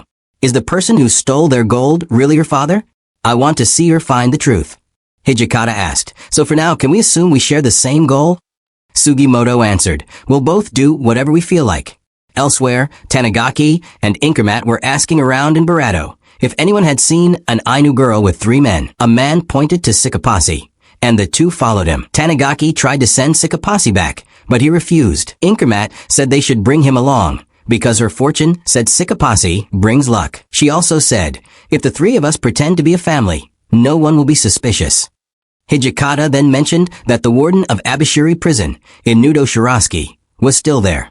He and Hijikata shared a history back in Kabato prison. In the past at Kabato prison, Nagakura was shocked to find out that Hijikata was imprisoned there. He confronted Inudo for hiding this information from him. Inudo said, "I heard you parted ways before the Hakodate War. I have no responsibility to give unrelated persons information about prisoners." Nagakura reminded Inudo that he lost his brother in the war. His brother had fought for the new government, and accused Inudo of punishing Hijikata by keeping him alive in a meaningless life rather than executing him. Inudo replied, "I'm waiting for the light in his eyes to go out. When it does, I'll hang him." Inudo refused to let Nagakura see Hijikata, but Nagakura said he would return again and again until Inudo was transferred to Abashiri. Inudo said Hijikata would also be sent there, prompting Nagakura to say, "You're a monster of a warden." But a monster obsessed with rules is one thing. You're a monster obsessed with revenge. Nagakura lost his temper and attacked Inudo, but was restrained by soldiers. Later, one of Nagakura's students whispered, "Come with me," and secretly showed him where Hijikata was being held. He gave Nagakura 10 minutes to speak with him. Hijikata greeted Nagakura, saying, "It was the 4th year of the KO era when we last met, right?" Nagakura replied, "I gave up on the Shinsengumi then. But even if I disagreed with Kondo, everything I did was for the Shinsengumi, because of you." Hijikata said, "What's gotten into you? Age has softened you." Nagakura responded, "If you hadn't protected me from Kondo, I would have been forced to commit seppuku so many times." In the present, Tsurumi's men apologized for letting the enemies escape, but Tsurumi said it was fine. As long as the enemies knew fake skins existed, chaos would spread, and that was enough for him. He said, "As long as we can get the real ones, little by little, that's all we need." Since they couldn't tell which skins were real or fake, they had no choice but to rely on the useless moron Shiraishi. Hijikata said the fastest way forward was to talk directly to Naparebo in Abashiri prison, and Shiraishi would be in charge of getting them in. That night, Shiraishi had a nightmare where Sugimoto killed him for leaking information to Hijikata's group. He woke up in fear, ran away, and before he realized it, he was already face to face with Tsurumi's men. Shiraishi tried to run away from the useless soldiers, but failed, and Hijikata saw him. Hijikata informed Nagakura's group about what happened to Shiraishi. It wasn't Tsurumi's unit that caught him, it was a different one. Nagakura said that, according to the locals, those useless soldiers were on their way back to Asahikawa. Hijikata warned them that if Shiraishi ends up in the 7th Division headquarters there, it could become a serious problem. Kiraranki asked, knowing Shiraishi, can't he just escape on his own? But Ayanaga replied, he might already be dead. They could be flaying him right now. Nagakura added that if Shiraishi was imprisoned at their HQ, it could take him months to escape. Hijikata then ordered Ayanaga and Nagakura to wait until Sugimoto's group returns. Once they arrive, all of them should go to Asahikawa immediately, while Hijikata and Kiraranki go ahead. Meanwhile, Tanigaki asked a man if he had seen Sugimoto's group. The man said yes, he saw them in Yubari. He also mentioned there were these 3 disgusting, nasty-looking men who tried to sell me a liver. Tanigaki was shocked. He said, if you take the fastest route to Abashiri from Otaru, you pass through Asahikawa. If they went through Yubari, maybe they crossed the Dezetsuzan volcanic group and the Hidaka Mountains, heading toward Tokachi. When Sugimoto's group finally arrived, Nagakura immediately told them the bad news. Kiraranki asked Hijikata, how do we get Shiraishi back? Strike the 7th while they sleep? Throw a bomb to cause chaos? Hijikata replied, is that how you fought at the Amur River? Why did you leave your home and come to Hokkaido? Were you chased here by the Tsar's men? You and Naparebo both. Do you know Naparebo's real name? In Mikawa village, Shiraishi saw a bean candy seller. The useless soldiers allowed him to buy some. The seller turned out to be Hijikata in disguise. He gave Shiraishi a candy with a note inside the container that read Kamuy Koten. Kamuy Koten is known as the domain of the gods. According to the Ainu, it's a dangerous valley where many accidents happen, believed to be the work of an evil god. There are many legends about the place. One tells of a cursed sword called Ipatam that flies through the air to kill people. No matter how you try to get rid of it, bury it in the mountains, sink it in a river, seal it in a coffin with rocks, it always returns. It only disappeared after being thrown into the bottomless swamp at Kamuy Koten. Later, at Kamuy Koten, Shiraishi and the useless soldiers found themselves face to face with Hijikata, who cut the bridge rope. Several soldiers and Shiraishi fell into the river. Hijikata left. Kirarenki tried to help Shiraishi, but some soldiers saw Kirarenki's face. Shiraishi hesitated to take his hand, thinking Sugimoto would kill him if he went back. In the end, Shiraishi didn't accept the help and got caught again. Hijikata informed the group that Shiraishi had probably arrived in Asahikawa by now. Even though Shiraishi might escape on his own, they couldn't wait for that. Still, Sugimoto insisted on saving him. Hijikata said, Shiraishi is a ridiculous man, but he still has his uses. Nagakura asked, but how will we save him? Hijikata replied with a knowing smile. At Otaru, Tsurumi spoke to General Arasaka, a genius weapons designer and a lieutenant general in the army. Hey, who are you? You want to know who I am, huh? I just happen to be the man who created that rifle you're carrying on your back. Tsurumi asked how Asahikawa was. Arasaka said Asahikawa had created its own hot air balloon unit and planned to arm it. However, he added that balloons which use hydrogen are fragile and only good for reconnaissance. Arasaka then showed Tsurumi his latest weapons, a Type 38 machine gun and a Type 38 infantry rifle developed by one of his men, Nambu.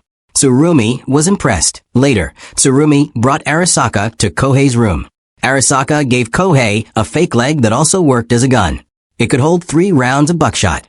Arasaka explained that this type of weapon is best for close-range surprise attacks. Kohei thanked him. Outside Asahikawa, Hijikata introduced the group to Suzukawa Kaiohiro, a marriage fraudster and genius in disguise, another one of the escaped prisoners. Ogata asked, what can a marriage fraudster do? Suzukawa replied, fraud requires brains. Don't compare me to violent criminals who steal by force. Hijikata tasked him with rescuing Shiraishi. Since they didn't know where Shiraishi was being held, someone had to infiltrate the base. Suzukawa said he would pretend to be someone from the inside. Nagakura warned that after the Kamuy Koten incident, the 7th would be extra cautious. They would only talk to someone important. Suzukawa asked, how about in Nudo? Ogata replied that the odds of someone in the 7th knowing the warden of Abashiri were low, but unless the disguise was perfect, someone might recognize the difference. Hijikata said that Inudo was strict and obsessed with rules, but also vengeful enough to lock Hijikata away secretly.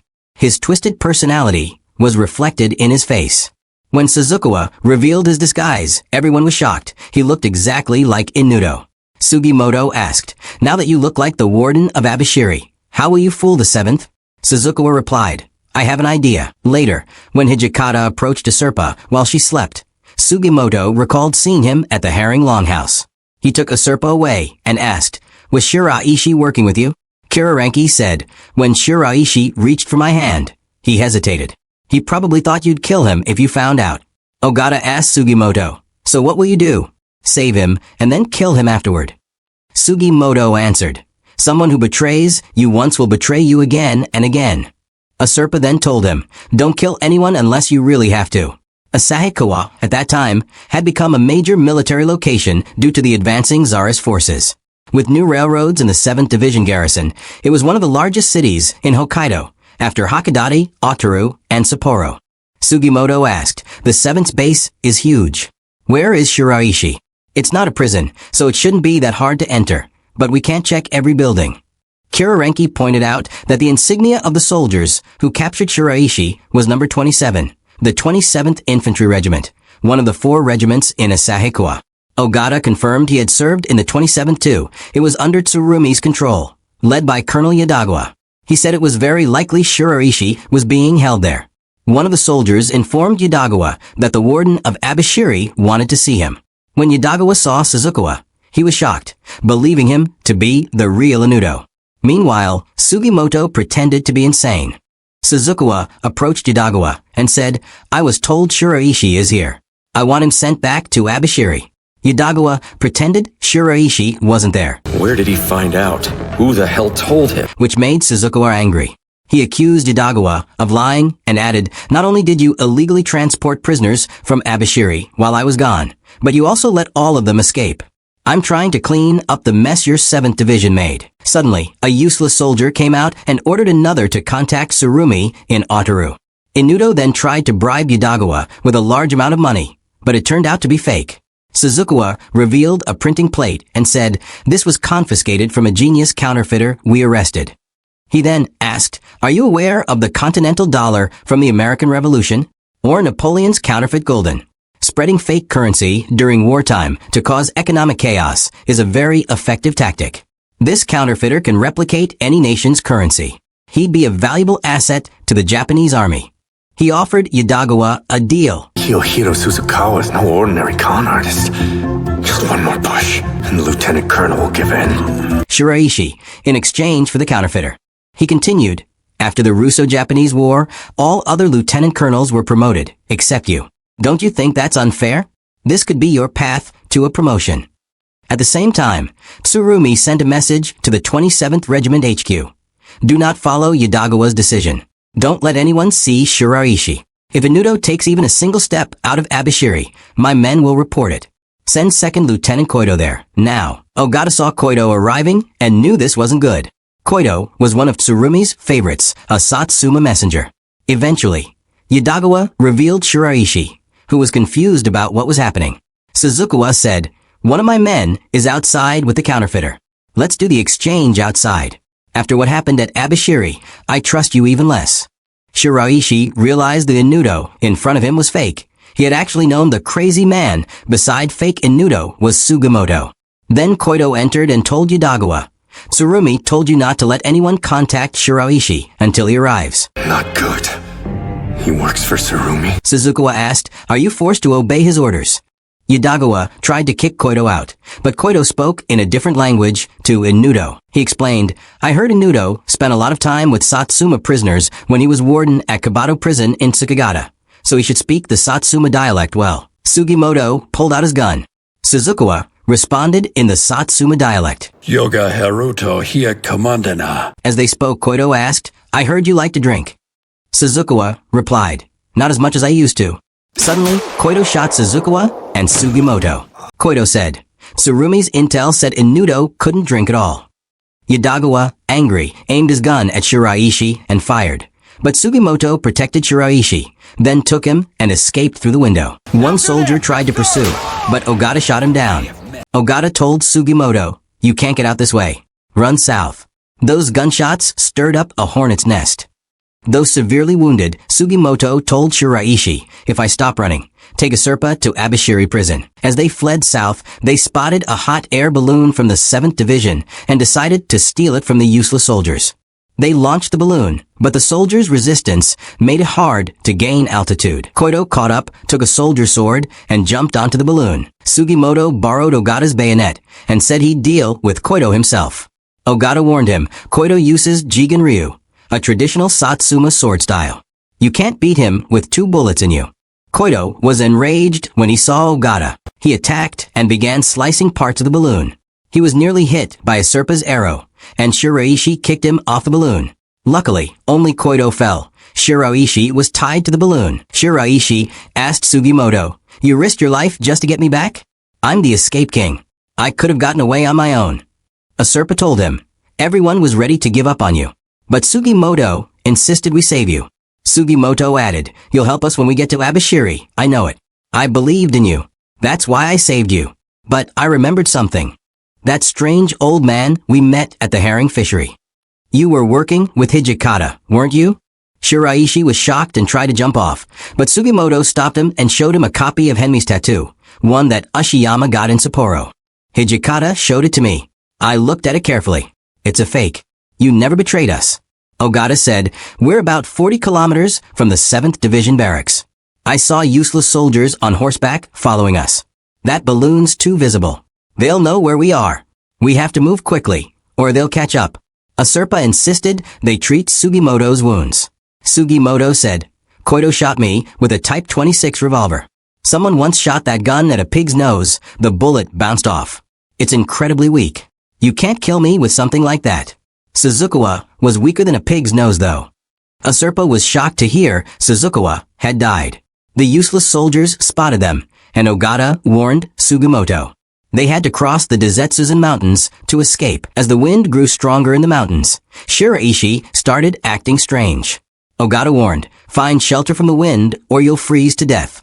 A Serpa spotted some deer and told Sugimoto, "Shoot the bucks. We need 3 big ones." Ogata shot 2 deer at once, and one more. A Serpa instructed them to skin the deer and hide inside their bodies for warmth.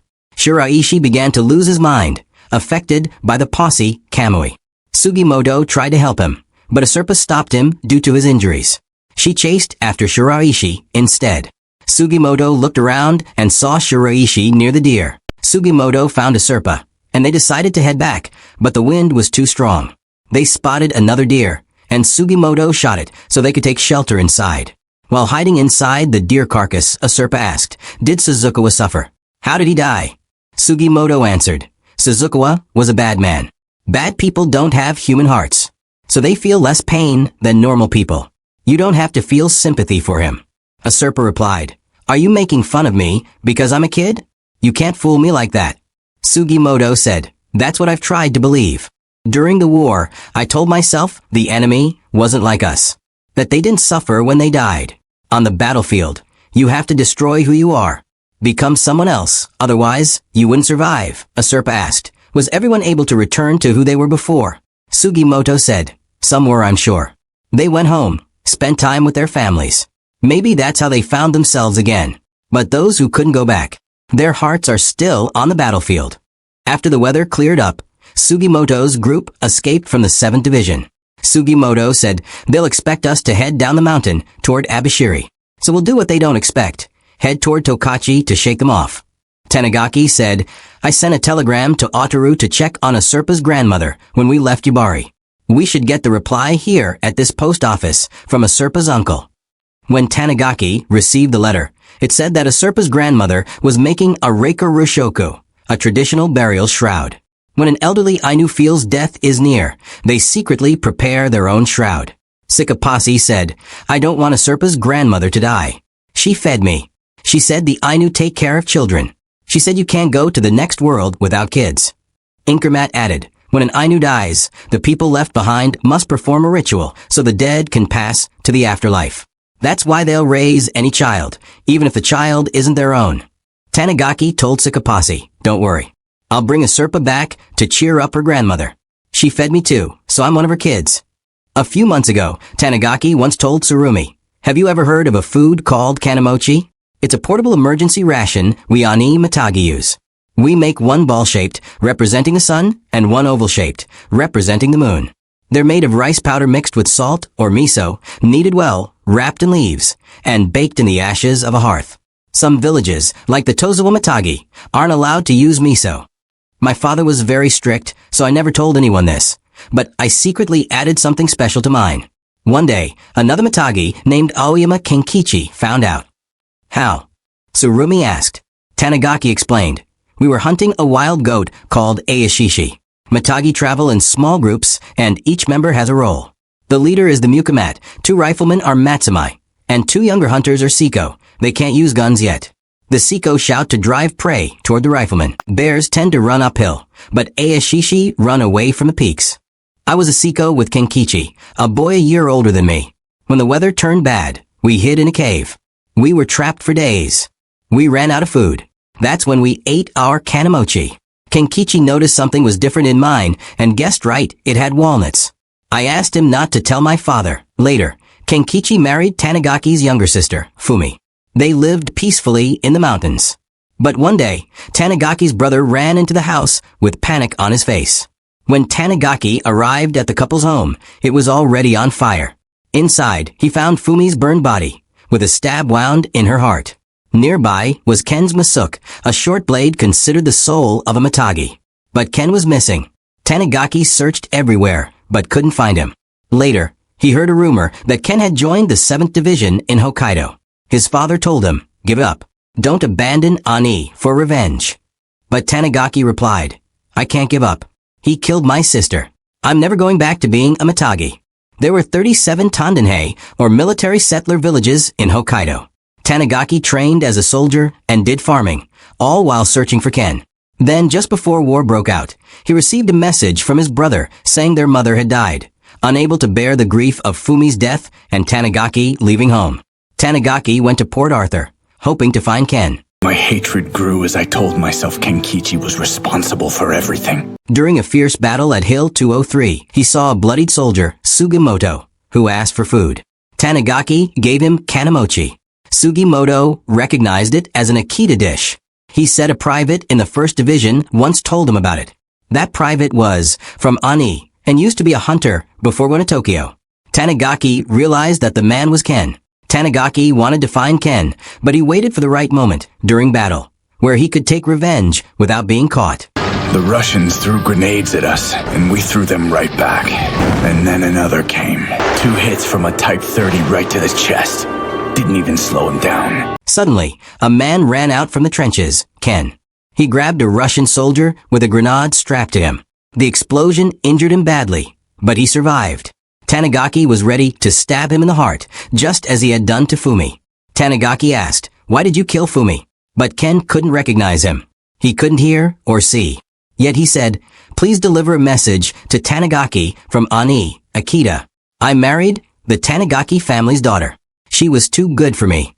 We lived quietly in the mountains until she caught smallpox." Fumi told Ken not to tell her parents, or they'd worry and might get infected. She even told Ken to leave her, but he refused. Mountain families usually abandon sick members to avoid spreading illness, but Ken couldn't do it. He was afraid animals might find her and kill her while she was weak. Fumi insisted he kill her and burn down the house before anyone found out. She said, "If it doesn't spread to you, find your role in life."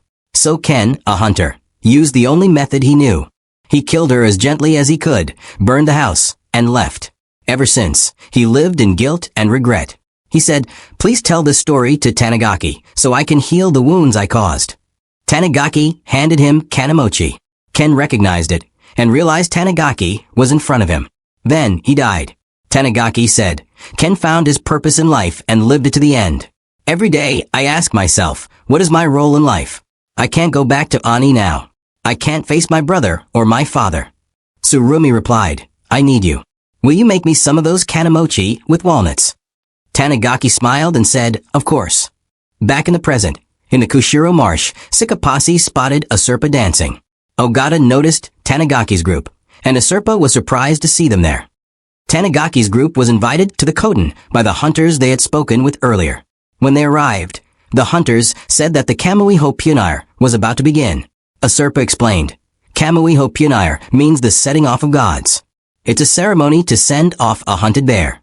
It's different from an Ayamet, where they send off a bear that was raised in captivity."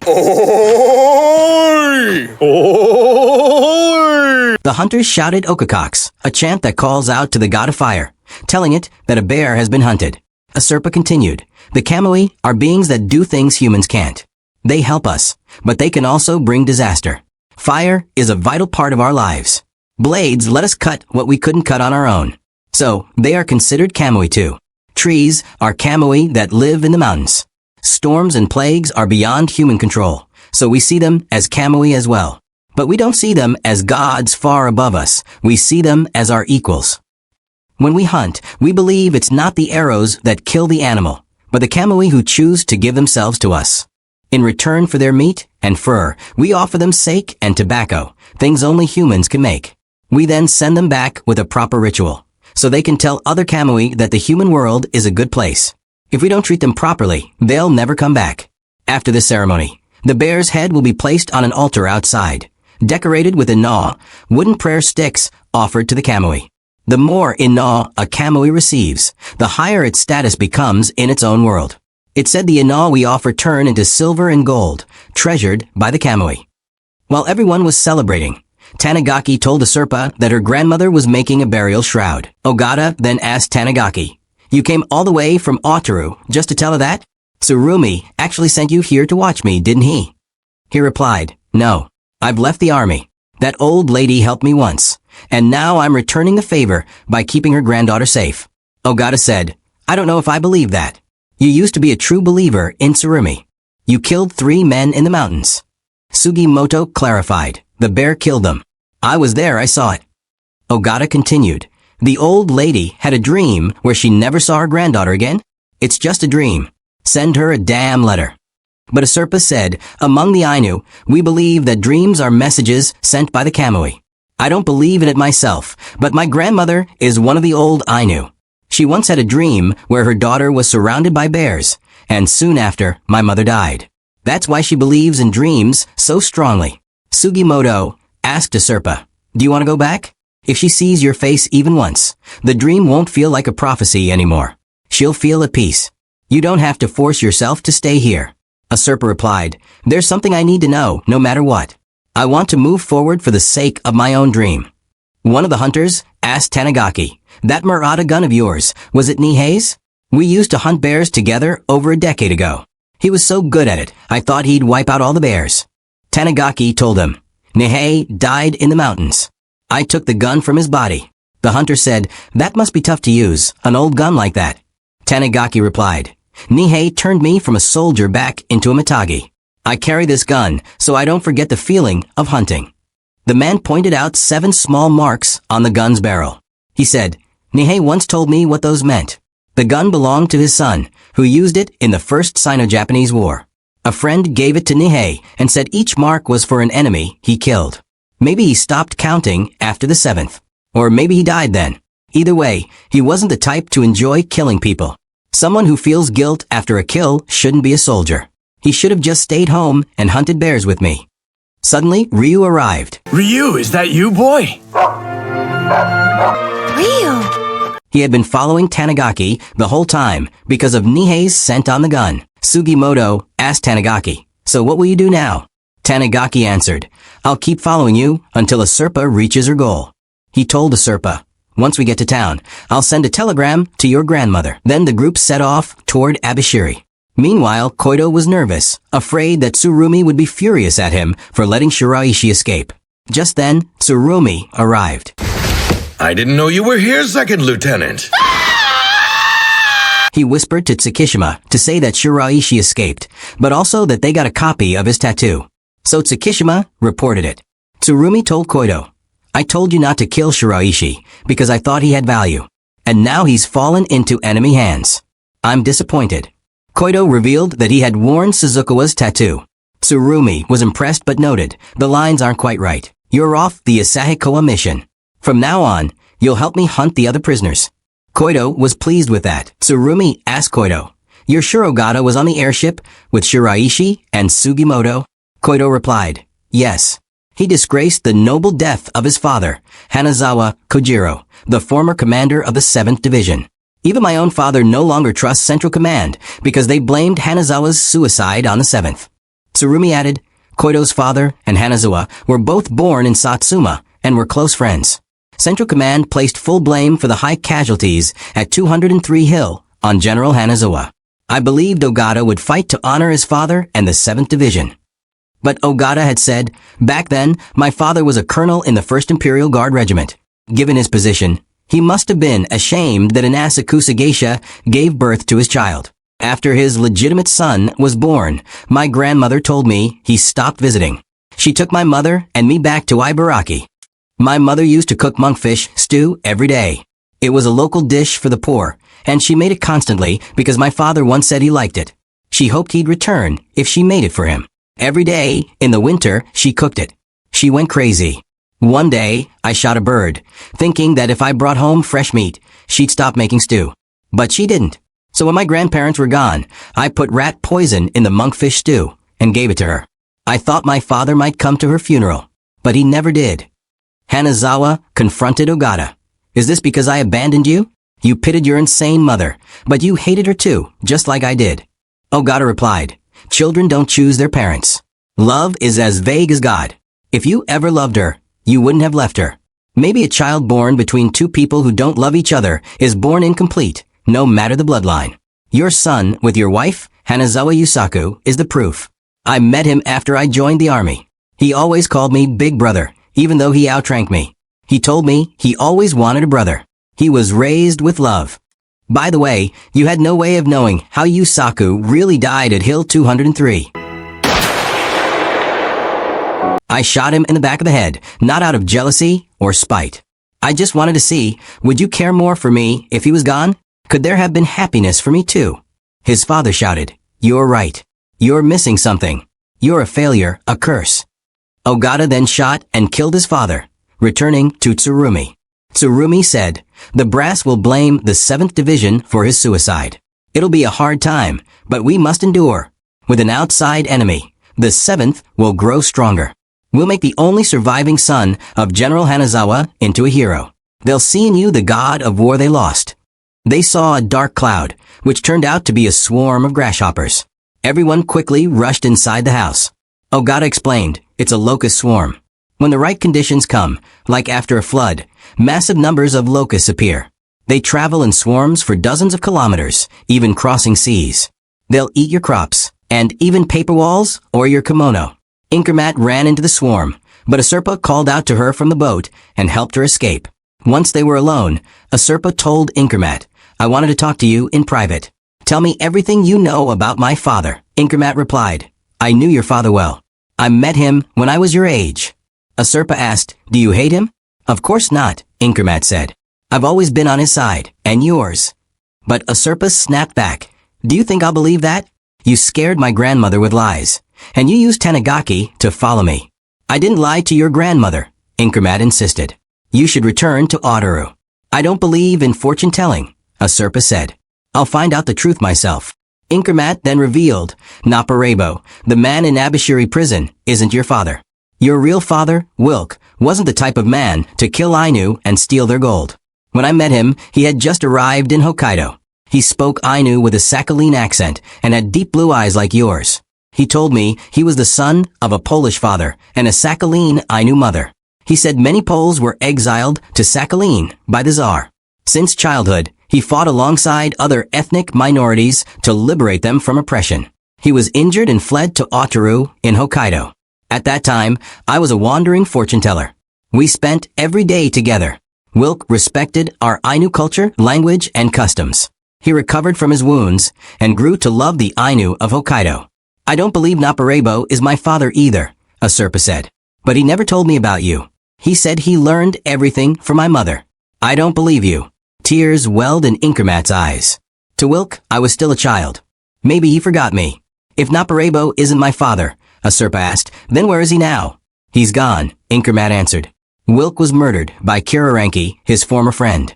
Kiraranki then rejoined Sugimoto's group, saying, I got separated from Hijikata's group in Asahikawa and haven't seen them since. I thought you'd head to Tokachi to avoid the 7th Division. I heard from a local Koten that someone spotted you. After the swarm passed, while Tanigaki was asleep, Inkermat climbed on top of him, and they had climax. Meanwhile, Asurpa thought about what Inkermat had told her. If you go to Abashiri, you'll meet Kiraranki again. He's very dangerous. In the end, you'll lose both the gold and the tattoo skins. I can't believe Kiraranki would kill my father, Asurpa thought. I have proof, Inkermat had said. After their climax, Inkermat and Tanigaki went to see Asurpa. Sugimoto's group also arrived, and Inkermat was shocked to see Kiraranki. What is he doing here? Asurpa confronted Kiraranki, asking, Did you kill my father? Kiraranki didn't answer immediately. Inkermat presented her proof, a betting ticket with Kiraranki's fingerprints. Every person's fingerprints are unique, she said. Other countries have been using them in investigations for years. I collected the fingerprints of men at the horse track in Naganuma and compared them. Kiraranki's matched those found at the scene of Wilk's murder. They were on his Makiri blade. You said you hadn't seen my father in years, Asurpa said to Kiraranki. If I'm a killer, Kiraranki asked, then who's Naparebo, the man in prison? Ogata pointed his gun at Inkermat, suspecting she was working for Tsurumi. Tanigaki stepped in to protect her. Ogata said, Tsurumi recovered the items from the murder scene. That means he's the only one who has the original fingerprints. I only used Tsurumi, Inkermat replied. Kiraranki lowered Ogata's gun and said, You trust information given to you by Tsurumi? If we start killing each other, that's what he wants. He added, I understand you don't want to believe Naparebo is your father. But how many people in the world could come up with the idea of tattooing a coded map on human skin? Shiraishi, unsure who to believe, asked, Who's telling the truth? Ogata turned to Shiraishi. You're the only one here who's met Naparebo in jail. Did he have blue eyes like Asurpa? I never said he had blue eyes, Shiraishi answered. I always avoided looking at his disgusting face. All he did was silently tattoo the skins. The escape plan came from Hijikata's men. Maybe Hijikata planned all, Sugimoto said. Tanigaki asked Inkermat, What do you want? I want to protect the gold, she said, as an Ainu woman. Did Wilk feel the same? Yes. That's why Kirarenki, a comrade from his guerrilla group, killed him. Tanigaki replied, "It's possible Tsurumi faked the fingerprints." "I can't prove you're wrong," Inkermat said. "But if I'm killed someday, it'll be by Kirarenki." Tanigaki asked, "Did you sleep with me just to protect yourself from him?" "No," she answered. "What happened last night was real." Elsewhere, Tsukishima reported to Tsurumi, "We received another telegram from Tanigaki in Kushiro. He's joined Sugimoto's group." Tsurumi said, "It's time for us to head to Abashiri as well." Kirarenki told Inkermat, "My sons are Hokkaido Ainu. The gold is for them, for the Ainu of this land. My goal is the same as yours." Shiraishi asked, "What should we do?" Everyone's suspicious of each other. Sugimoto said, "We have to go. Once we meet Naparebo, we'll know if he's a Serpa's father. Our goal to reach Abashiri remains the same." He warned both Kirarenki and Inkermat, "If one of you ends up dead during the journey, I'll kill the other." I'm just kidding. At Abashiri prison, one of the guards stared curiously at Naparebo's strange face. A superior warned him, "The first thing to learn here is to stay away from Naparebo." That night, the same guard secretly met with some of Tsurumi's useless soldiers. He reported, "Naparebo is moved from one cell to another almost every day. If we can find a pattern, we might predict where he'll be." But his superior discovered he was leaking information. The next morning, the superior sent the guard to the pig farm. He pointed him the crates to carry and took his katana away, saying if he slipped, he'd fall into pig filth. The guard asked Chief Katakura where the crates were. Hours earlier, Katakura had told Inudo about the spy. Inudo left the matter to Katakura and allowed him to use prisoners to eliminate the man. Sorry, new kid, but I don't have a choice. But the guard easily killed the attacking prisoners. Katakura was shocked and fled. Later, Katakura lied to Inudo. "I fed him to the pigs, just like you said. He fought harder than I expected. All three, him and the prisoners, were badly wounded. I finished them all. I reported the new guy as missing and the other two as dead after a brawl." The spy muttered to himself, "I had more research to do here. But I underestimated Katakura. Tsurumi's going to be furious when I return." At Lake Kushiro, Sugimoto's group stayed for a while with Asurpa's relatives. One of Asurpa's younger cousins, the 13th younger sister's son of Asurpa's grandmother, mentioned that the Kotenkor Kamuy had been noisy lately. Asurpa explained that the Kotenkor Kamuy is a type of owl spirit that protects the village. It screeches loudly to scare away demons that come down from the mountains. But her relatives said they can't rely on the Kamuy for everything. If bandits come, the village men will risk their lives to protect everyone. These bandits travel in the dark without even using torches, attacking through the forest. They can't see, they're blind. Someone saw them during an attack and said their leader had strange tattoos. An escaped prisoner from Abashiri, then. Shiraishi said that prisoner is one of the laborers who used to work on Mount Iwo. His name is Tony Angie. Mount Iwo, which means sulfur, was a harsh place used for digging sulfur, an important material for making gunpowder. However, the poisonous sulfuric acid gas severely damaged the eyes of the workers. Within just 6 months, 42 people died and many more were blinded. Although the site was shut down, rumors say it's secretly restarted and that Warden Inudo is illegally sending prisoners to work there. The ones who escaped before dying became Tony's bandits. Asurpa's relative warned that during the last new moon, a neighboring village was attacked. The bandits are careful. They only strike entire villages on the new moon, when there's no light at all. Sugimoto suggested it would be faster to find their hideout than to wait for the next new moon. The relative mentioned a hot springs in nearby, run by a Japanese man, where they might gather information. While the group was relaxing in the hot springs and flexing their gigachad bodies, they suddenly heard tongue-clicking sounds. What the hell is that? Bandits, led by Tony, emerged and shot the lamps, plunging the area into darkness. The group didn't know how to fight back in the pitch black, and worse, their sausages were all out. Ryu suddenly bit Tony, giving them a chance to escape.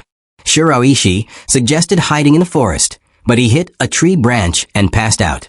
A bandit caught Sugimoto, but Sugimoto fought back and kicked the attacker.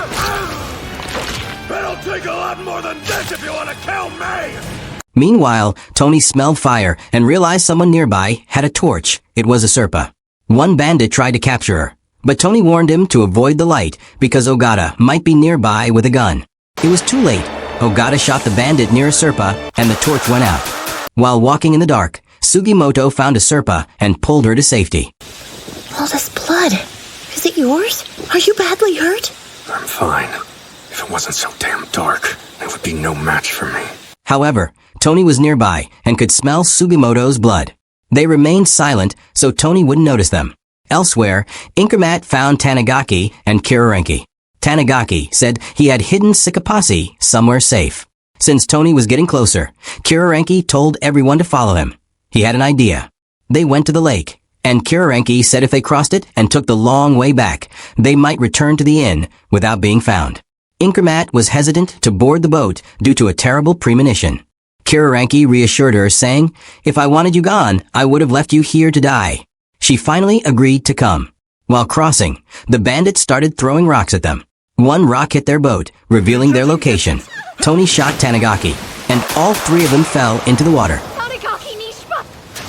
Under the lake, Inkermat saw images of bears surrounding her, a sign that she was near death. But Tanigaki saved her, changing her fate. He was okay. The bullet passed through his butt. Inkermat kissed Tanigaki, now believing that fate can indeed be changed. Kirarenki interrupted their moment and reminded them they needed to move. As dawn approached, Ogata shot another of Tony's men, causing the bandits to panic and flee. Sugimoto encountered one of the bandits and kicked him aside. Now the tables have turned. Meanwhile, a Serpa saw Ogata aiming his gun at a building that turned out to be the bandits' hideout. Sugimoto said they couldn't go back for their guns now, or the bandits would escape. "Let's head in and end this now," he said.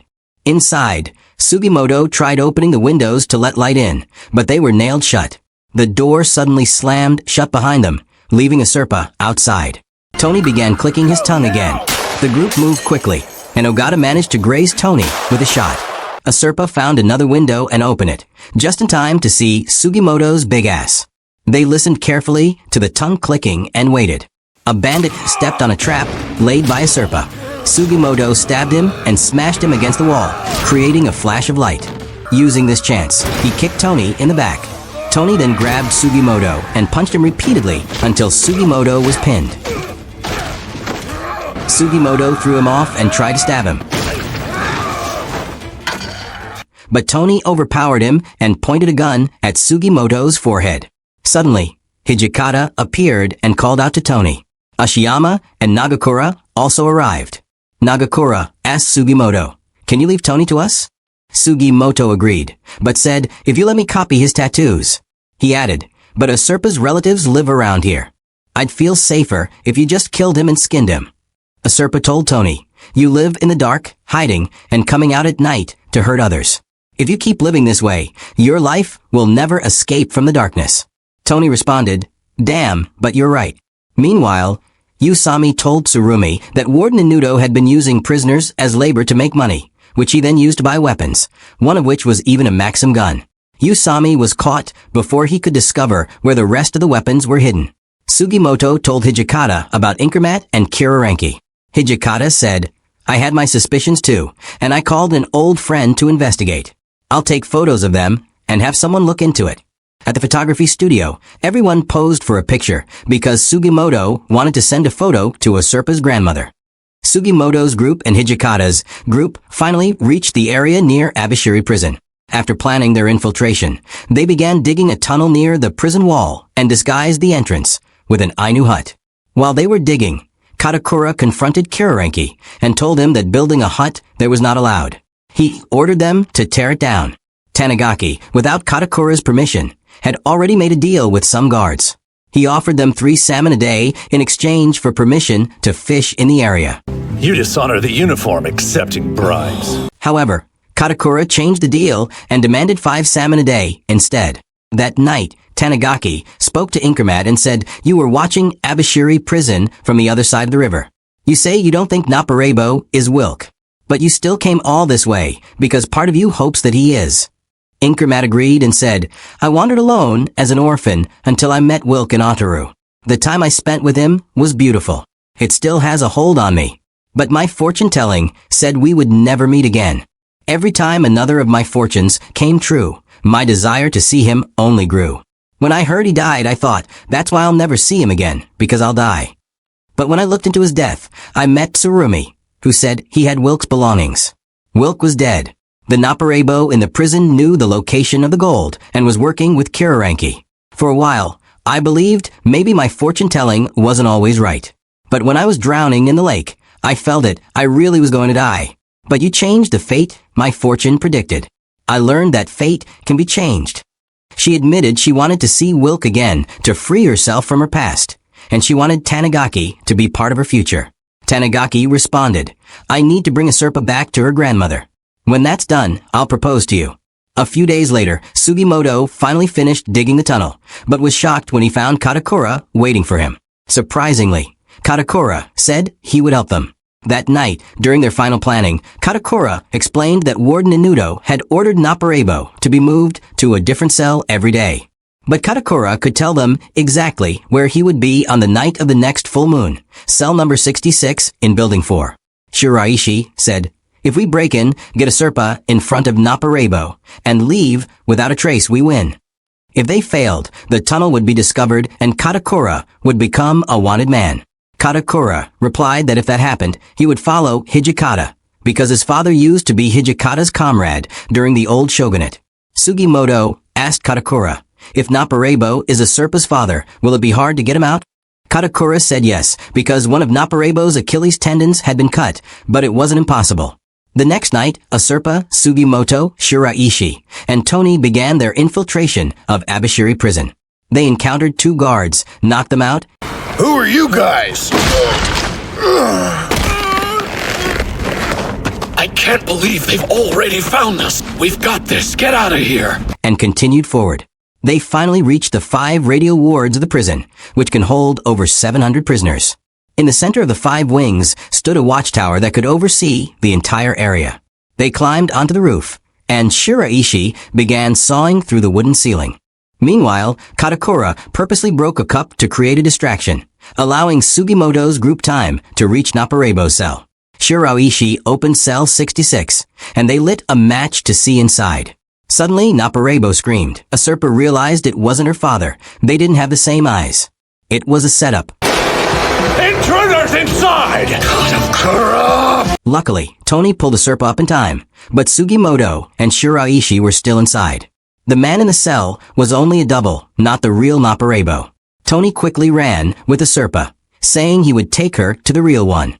One of the useless guards reported the intruders to Warden Inudo. Inkermat told Tanigaki to run or he'd be captured too. She added, I told him he'd send a telegram to Otaru under a false name. Another guard informed Inudo that there were lights spotted near the Abashiri River. It was the 7th Division. They blew up the bridge. Inudo ordered his men to prepare for battle. As the bridge was destroyed, the 7th Division's Ikazuchi-class destroyer moved in. Tsurumi commanded his men to capture Naparebo and Asurpa. Katakura planned to keep Sugimoto and Shiraishi inside the prison. This is great. What the hell do? We run, Shiraishi.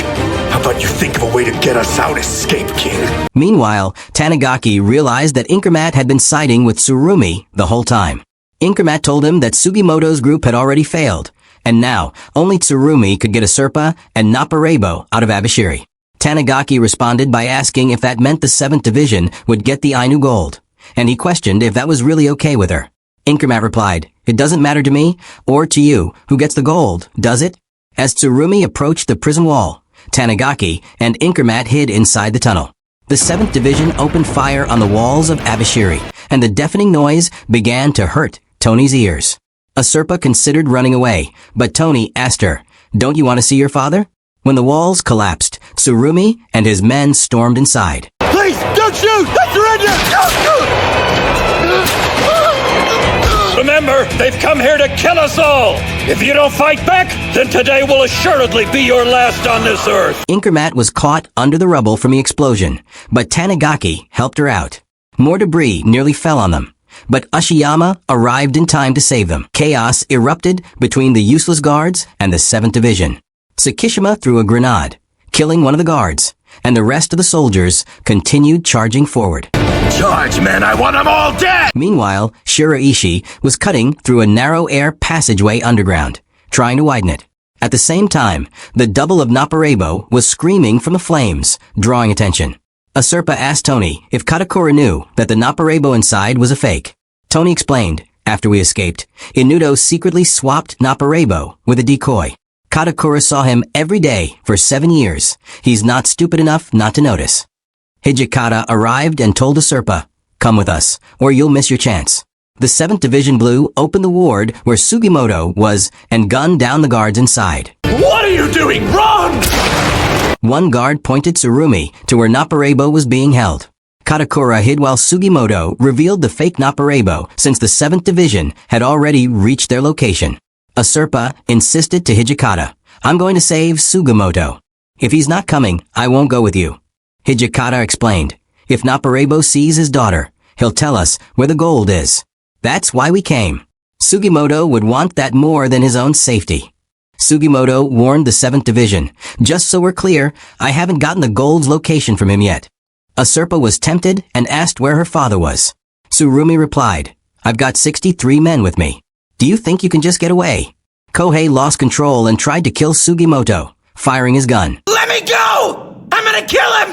That was the whole deal! Sugimoto quickly shut the door, and the bullet hit the fake Naparebo's head.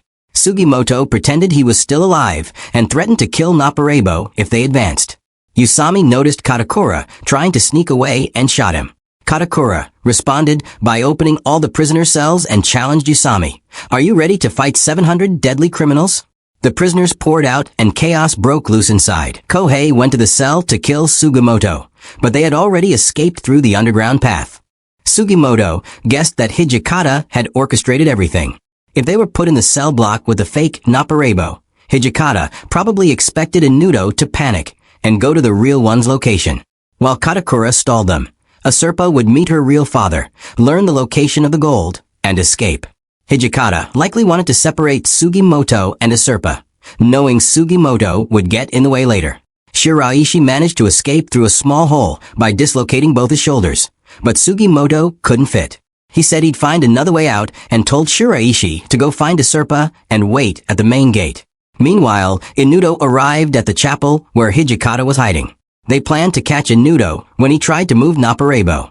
The 7th Division's explosions kept hurting Tony's ears, and Usurpa suddenly ran off, determined to find Sugimoto because she now knew where her father was. Hijikata's group didn't stop her. Their priority was capturing Inudo. They hoped the photos would convince Naparebo. Kirarenki took Usurpa and hid her from the 7th Division soldiers. They found Shiraishi, who explained Sugimoto's situation. Kirarenki volunteered to rescue him, as the soldiers were targeting Usurpa. Usurpa asked him to bring Sugimoto to the chapel where her father was and handed him something to give to Sugimoto. Kirarenki blasted open part of the ground near the wall to free Sugimoto and gave him the Mikiri made by Usurpa's father. He told Sugimoto that Naparebo was in the chapel. Sugimoto told Kirarenki to wait at the main gate. He would handle getting Naparebo. Suddenly, Sugimoto spotted Kohei and tried to stop him. Kohei pulled a blade and stabbed Sugimoto in the mouth, but Sugimoto clamped down with his teeth, so Kohei couldn't pull it out. Inside the chapel, Tony and Hijikata heard sounds from below and realized there was a basement. Down there, Inudo was freeing the real Naparebo. Hijikata and Tony split up. When Tony opened the door, Inudo attacked him. Tony managed to shoot Inudo, but Hijikata checked his pulse. Tony had died. The real Naparebo appeared, while Inudo, pretending to be dead, suddenly handcuffed Hijikata and knocked away his gun. Looks like it's till death do us part, old man. Back above, Sugimoto overpowered Kohei, punching, kicking, and eventually breaking Kohei's prosthetic leg. He shot Kohei's hand and beat him down.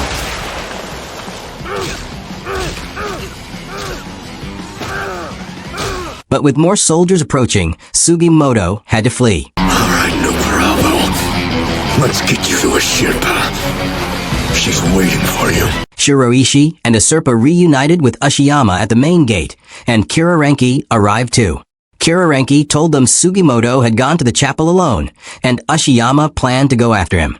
Inkermat climbed to higher ground to observe the situation. Meanwhile, Sugimoto, crawling through the wreckage, came face to face with Naparebo, and was shocked to see that he had blue eyes, just like Usurpa. Sugimoto showed Wilk the Mikiri he made for Usurpa, and Wilk recognized it. Sugimoto realized that Naparebo was indeed Asurpa's father. Sugimoto said to Wilk, "Come with me. You're telling me everything." But Wilk replied that if Sugimoto wanted to know where the gold was, he had to bring Asurpa, because he would only tell her. Meanwhile, Inudo said to Hijikata during their sword fight, "If you'd only agreed to join the new Meiji government's army, you wouldn't have spent over 30 years in chains. Serve me and obey me." Hijikata responded, "You people in the new government repaid the Tokugawa's loyalty with hatred, and now you demand loyalty from others. You're scared. The soldiers of the old shogunate, who became martyrs, terrify you. To justify your brother's death in the Battle of Hakodate, and your own life, you had to lock me up until I became like you. Once that happened, your revenge would be complete. You couldn't stand the fact that a peasant like me was more loyal than a samurai." Hijikata blinded Inudo with his blood and slashed him. Go on. Do it last of the samurai. Finally beheading him. Sugimoto told Wilk, "To tell you the truth, I don't want Asurpa to see you." She was terrified that the man who killed the Ainu and stole their gold might be her father. "Why did you involve her in all of this?" Wilk replied, "To entrust her with the future. I made it so Asurpa could hide in the mountains and fight as a guerrilla. My daughter will become a leader of the Ainu." Sugimoto asked, "So you want to use Asurpa for the Ainu independence movement? You want to turn her into a killer, like us? Maybe you're right. Maybe someone has to fight. But it doesn't have to be her." At that moment, Wilk saw Inkermat above, and she also spotted them. She called Asurpa to climb up. When Asurpa reached the top, Inkermat pointed towards Sugimoto and Wilk. Asurpa looked through the binoculars and burst into tears when she saw her father. Wilk also saw her. He told Sugimoto, "I wasn't the one who killed the Ainu." Just as he was about to reveal the location of the gold, both he and Sugimoto were shot by Ogata. Wilk was just shot in the head! Inkermat told Asurpa to run, because now she was the only one who held the key to the gold. Everyone would start killing each other over her. Tanigaki decided to help Sugimoto and left Asurpa in Shiraishi's care. Tanigaki Nishima! Don't go out there! It's too dangerous! Ogata tried to shoot Sugimoto again, but missed. Tanigaki managed to carry both Sugimoto and Wilk despite being shot in the hand. Amid the smoke, Tanigaki escaped. When he got out of the main gate, Tanigaki was shocked to find Inkermat lying on the ground, stabbed. Inkermat whispered to him that when Wilk was shot, Kirarenki gave a signal to someone. Kirarenki did what? Later, Tsurumi's men caught up with Tanigaki. At the shoreline, Kirarenki arrived and Shiraishi asked where Inkermat was. Kirarenki said they couldn't bring her because she was helping the 7th Division. She was the reason they always knew what the group was up to. Ogata then appeared and said they were leaving. He informed them that Tanigaki had been captured by Tsurumi's men. Asurpa asked what happened to her father and Sugimoto. Ogata replied, "I got close and looked. They were both dead, which made Asurpa sad.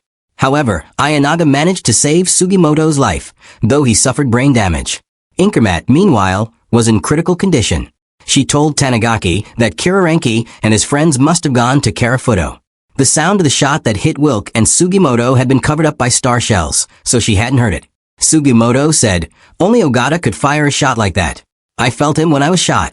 Kirarenki asked Ogata, "Was there really a need to shoot Sugimoto?" Ogata responded, "Right after we found out Naparebo was her father, he and Sugimoto exchanged words.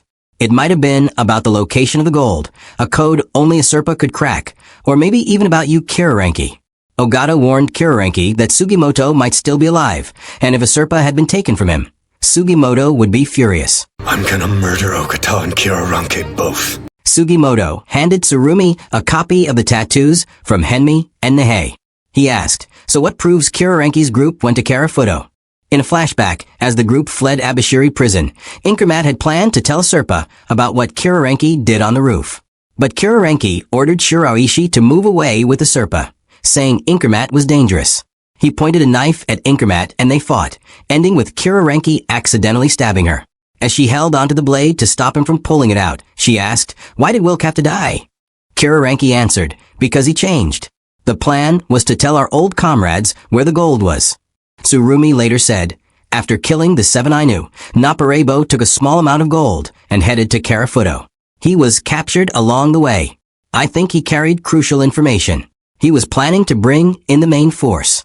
With Asurpa in his possession, the key to it all, Kurarenki will probably try to reunite with his former guerrilla allies in the Far East.